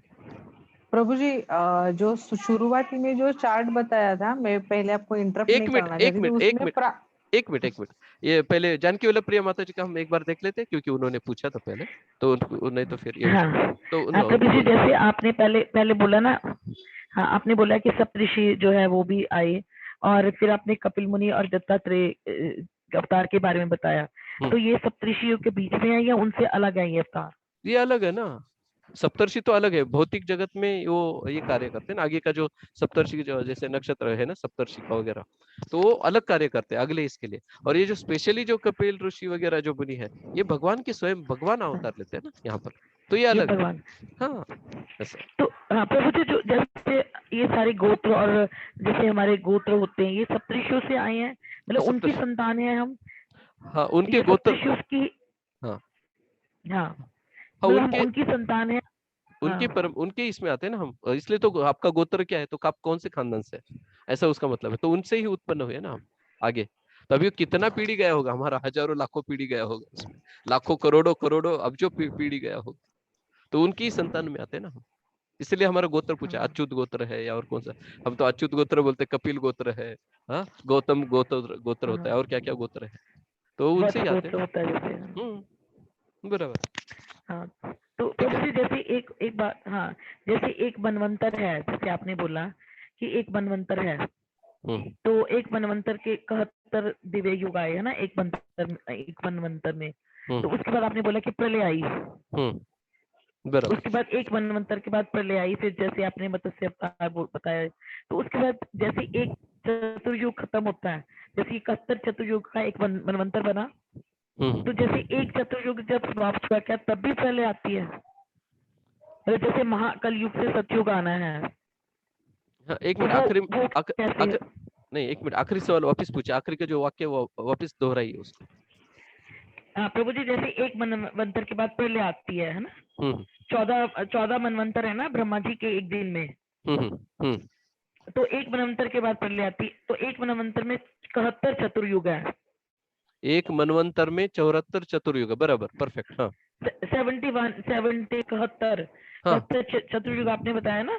हाँ हाँ बराबर है। तो हाँ ये चतुर्युग, हाँ ये हर चतुर्युग बाद प्रलय आती है कि कलयुग के बाद ऐसे सतयुग से शुरू हो जाता है? नहीं नहीं नहीं, ऐसा नहीं, उसमें भी थोड़ा प्रलय, उसको एक संध्या समय बोला जाता है। वो एक पीरियड होता है कि 500 साल वगैरह, ऐसा कुछ पीरियड होता है। उस पीरियड में वो पूरा ठंडा हो जाता है, वापस पानी रहता है इसमें, उस वक्त भी प्रलय आता है। वो छोटा प्रलय है। वो क्या होता है, छोटा प्रलय होता है। तो वो उस जो जिस प्रलय की तो हम उस बात कर रहे वक्त, हो, हाँ बोलिए। हाँ हाँ, वो उस प्रलय में फिर जीव कहाँ जाते हैं? उस उस वक्त भी ऐसा ही होता है, उस वक्त भी जो जीव है ऐसे ही जैसे विष्णु है, उसके उसके शरीर में चले जाते हैं, उनके शरीर में चले जाते हैं। भगवान उनका सब रिस्पॉन्सिबिलिटी लेते हैं ना, सब लोग, सब उनका। तो उनके उस वक्त भी मतलब शरीर में चतुर्युग चले। के बाद भी? हाँ हाँ। तो वापिस अच्छा, उस समय के लिए वो जो चतुर्युग के पीरियड, बाद भी, हाँ देखिए चतुर्युग के बाद जो है वो सुप्त अवस्था में रहते हैं, सारे जीव सुप्त अवस्था में रहते हैं। सुप्त अवस्था में, जैसे महाप्रलय के टाइम पे क्या हो जाता है, जब भगवान सारे जीव भगवान विष्णु के, जो गर्भोदक्षाय विष्णु है, क्षीरोदक्षाय विष्णु, उनके कारणोदक्षाय विष्णु, उसमें चले जाते हैं महाप्रलय के टाइम पे, जब पूरा ब्रह्मांडी ब्रह्मा जी आप, के इसमें हाँ, चला मतलब जाता है। ब्रह्मा जी की एक रात के लिए है ना, बहुत लंबा पीरियड होता है वो। हाँ वो उससे, हाँ वो भी है, उसमें भी सब सुप्त अवस्था में रहते हैं। हाँ सारे जीव सुप्त अवस्था, उसमें कुछ नहीं, सोए हुए रहेंगे और ठीक ले है। पड़े हुए रहेंगे ऐसे ही, जैसे कोई दारू पी के पड़ गया है ऐसे ही। तो वो कुछ नहीं करते, वो जो जीव हाँ है हाँ वो सुप्त अवस्था में रहते हैं। ठीक है, सुप्त अवस्था, एकदम सुप्त अवस्था, कुछ कार्य नहीं करेंगे, निष्क्रिय रहेंगे वो, ऐसा है। ठीक है। और उसको बोलते हैं योग निद्रा बोल और सकते हैं आप, उसके ऐसा बाद, बोल सकते हाँ उस, ठीक है प्रभु। हैं। ओके। और उसके बाद फिर से सतयुग शुरू हो जाएगा, हाँ सतयुग चालू हो जाएगा फिर से वापस सतयुग शुरू हो जाएगा। हाँ उनके कर्म के हिसाब से वापस उनको जन्म मिलेगा, अगला जो जन्म रहेगा सतयुग में जन्म मिल जाता है, ऐसा है। ठीक है। हाँ, प्रभु जी, हाँ ठीक है प्रभु जी। हम्म, हरे कृष्ण। हाँ, हरे कृष्णा। हाँ बोलिए, अभी आदित्य आदित्य के जो है माता जी, सीमा को मेरे बोलिए। हाँ हाँ हरे कृष्णा प्रभु जी। हम्म। जो शुरुआती चार्ट में शुरुआती चार्ट में आपका इंटरनेट शायद गया लगता है।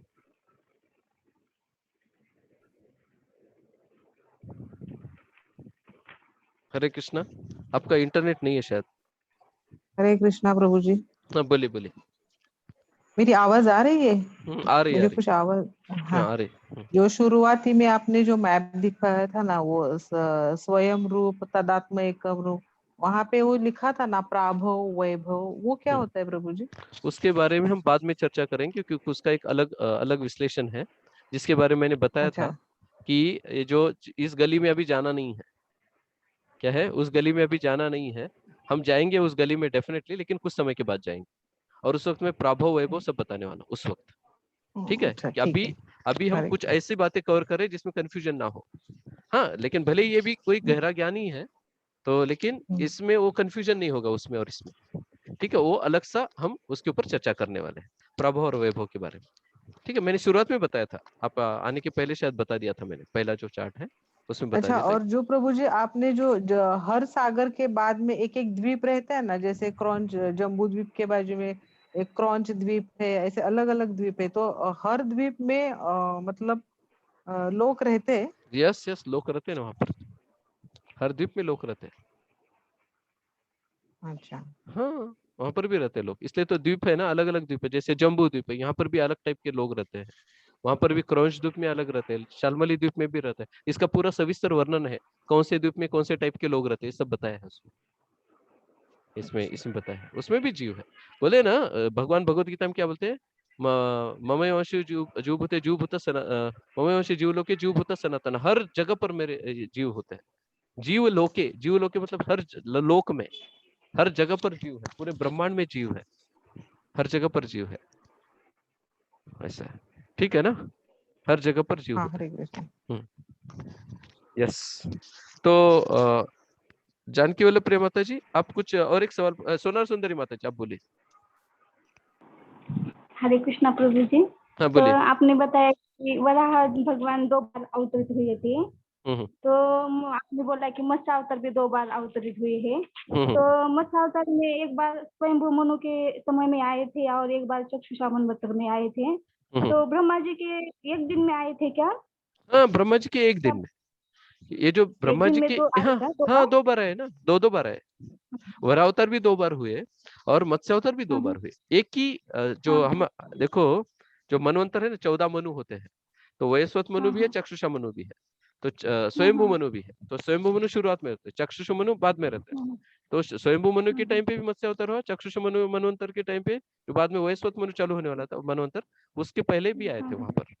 ठीक है, तो दोनों टाइम पे वरावतार मत्स्य अवतार, वरावतार मत्स्य अवतार दोनों टाइम पे हुआ था। और ब्रह्मा जी के कल्प में, अभी जो बात कर रहे हैं हम कल्प की, एक ब्रह्मा जी के एक दिन में जो कल्प होता है उसके अंदर की बात कर रहे हैं हम। ठीक है, ब्रह्मा जी का जो एक दिन है उसके अंदर जो मनवंतर है, उस मनवंतर में अलग अलग मनवंतर में अलग अलग अवतार होते, ये भी बता रहे। लेकिन जितने भी अवतार हैं जो हम चर्चा कर रहे हैं, ये सारे रिपीट होते कब, आज के दिन रिपीट होंगे ब्रह्मा जी के, वापिस कल भी आएंगे वो। कौन से, कल का जो दिन है, वो जो अगला जो ब्रह्मा जी का दिन आएगा उसमें भी आएंगे वो, अवतरित होंगे। ठीक है, क्लियर हो गया आपका डाउट? हाँ ठीक है प्रभु। यस, ठीक ओके। है, थैंक यू। हाँ, हरे कृष्णा। तो जानकी वल्लभ प्रिय माता जी, आप कुछ पूछ रहे थे?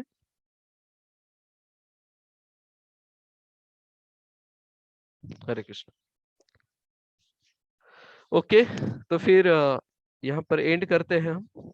और मुझे पता है कि कुछ बातें बाउंस भी होती है, लेकिन फिर भी एक बार सुनेंगे तो ये जो मैं बता रहा हूँ आपको, वापिस लघु भागवतमृत का किताब पढ़ने की आवश्यकता नहीं रहेगी आपको।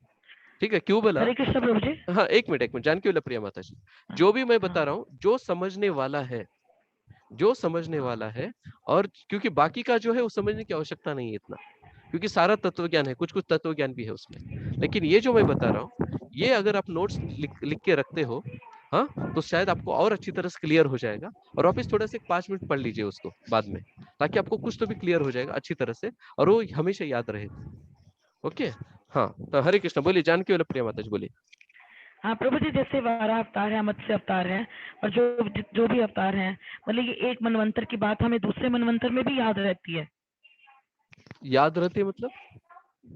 मतलब हमें जैसे एक मनवंतर निकल गया, बहुत लंबा मनवंतर है ना, 12 अवतार जो हुआ था वो हमारे मनवंतर में तो नहीं हुआ ना, वो हमारे स्वयंभू मनवंतर मनु में, हाँ, के नहीं, हमारे मनवंतर में नहीं हुआ ना वो, चक्षुषा मनवंतर है उसमें हाँ हुआ था।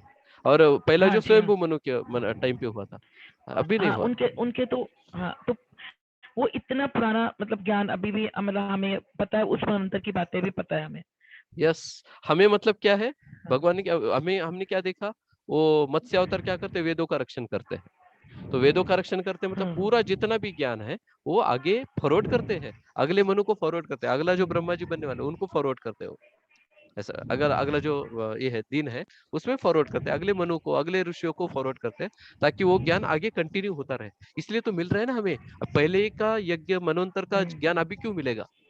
लेकिन ये मनु कैरी फॉरवर्ड होते हैं ना, इसका प्रूफ दिया है ना यहाँ पर कि वो मत्स्य अवतार लेते हैं, ठीक है फिर प्रभु जी। हाँ, और बोट होती है, पृथ्वी हाँ। बोट का रूप धारण करती है, उसमें सारे ऋषिगण होते हैं, सप्तर्षि होते हैं, हाँ, वेद होते हैं, फिर बाद में और क्या, ये मनु होते हैं, इन सबको लेकर क्या करते हैं, आगे जाते हैं ना, और उसका संरक्षण करते हैं, ऐसे है। ठीक है, हरे कृष्ण। हाँ प्रभु जी, एक और रिक्वेस्ट थी कि जैसे आपने ब्रह्मांड के लघु भागवत के बाद आप ब्रह्मांड के बारे में एक क्लास थोड़ी डिटेल में बता देना। हाँ, वो करना है क्योंकि देखिए मैं आपको एक बात बताता हूँ, ये बहुत ब्रह्मांड का जो विषय बहुत क्लिष्ट है, क्लिष्ट मतलब बहुत डिफिकल्ट है, कभी कभी 3-3 साल सुनने के बाद भी समझ में नहीं आता है।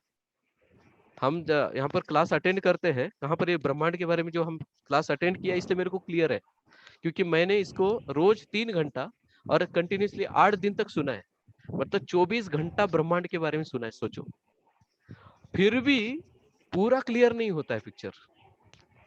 तो देखिए मैं तो जस्ट थोड़ा थोड़ा बता रहा हूँ, इसमें से कुछ एक पार्ट बता रहा हूँ, 2% बता रहा हूँ या 1% बता रहा हूँ आपको केवल ब्रह्मांड के बारे में। तो मुझे भी ये समझ में आ रहा है कि आपको कुछ कुछ समझता भी हो, कुछ कुछ बाउंस भी होता होगा, फिर भी एक बार कान पे से जाने दीजिए, बस ये कान पे से चला जाएगा तो अगली बार जब आप सुनेंगे तो उसको और अच्छे समझ में आ जाएगा। ठीक है, इसीलिए प्रभु जी लघु भागवतम, हाँ बोलिए। प्रभु जी, बाद में 2-3 क्लास अच्छी तरह से आप ले लेना इसकी, कौन से ब्रह्मांड के बारे में? लघु भागवतम के बाद। अच्छा, हाँ, ब्रह्मांड के बारे में। Yes sure sure surely. ठीक है, बहुत बहुत धन्यवाद। हरे कृष्णा। हाँ, शुक्रिया प्रभु जी, बहुत बहुत धन्यवाद। यस, हरे कृष्णा। यस, बलराम प्रसाद प्रभु, बोलिए बोलिए बोलिए प्रभु जी। यस प्रभु जी, बहुत बढ़िया हो गया प्रभु जी, बहुत बढ़िया क्लास हो गया प्रभु जी। हाँ, लेकिन तो सब क्लियर? इतना दृढ़ता से और इतना उत्साह से प्रभु जी आप लघु भागवतम अमृत पिला रहे प्रभु जी हम सबको, तो हम बहुत बहुत आभारी है प्रभु जी के। तो हम अपना आभार प्रकट करते हैं अपने पारंपरिक ढंग से, जोर से 3 बार हरि बोल बोल। हरि बोल। हरि बोल। हरि बोल, हरि बोल, हरे कृष्ण। हरि बोल। आप सबका बहुत बहुत धन्यवाद, इतना सहनशीलता रख के आप सुनने का प्रयास कर रहे हैं, इतना आसान नहीं है ये बात। लघु भागवतामृत इतना बड़ा हाई टॉपिक है, एक्चुअली बहुत बड़ा हाई लेवल का टॉपिक है, फिर भी मैंने सोचा कि इसको थोड़ा सा एटलीस्ट कान पे जाने दे सबके, और मुझे लगता है थोड़ा मैं समझाने का बताने का प्रयास कर रहा हूँ, कुछ कुछ क्लियर होता होगा, लेकिन फिर भी लगे रहिए, बस लगे रहना है हमें इसमें। ओके, हरे कृष्णा। तो हम एंड कर देते हैं, आपका बहुत बहुत धन्यवाद, फिर से हम मिलेंगे अगले गुरुवार के दिन लघु भागवतम को लेकर। हरे कृष्णा, हरे कृष्ण, हरे कृष्णा, हरे कृष्णा, हरे कृष्ण, हरे कृष्ण। तो मैं लॉग आउट कर रहा हूँ। हरे कृष्ण।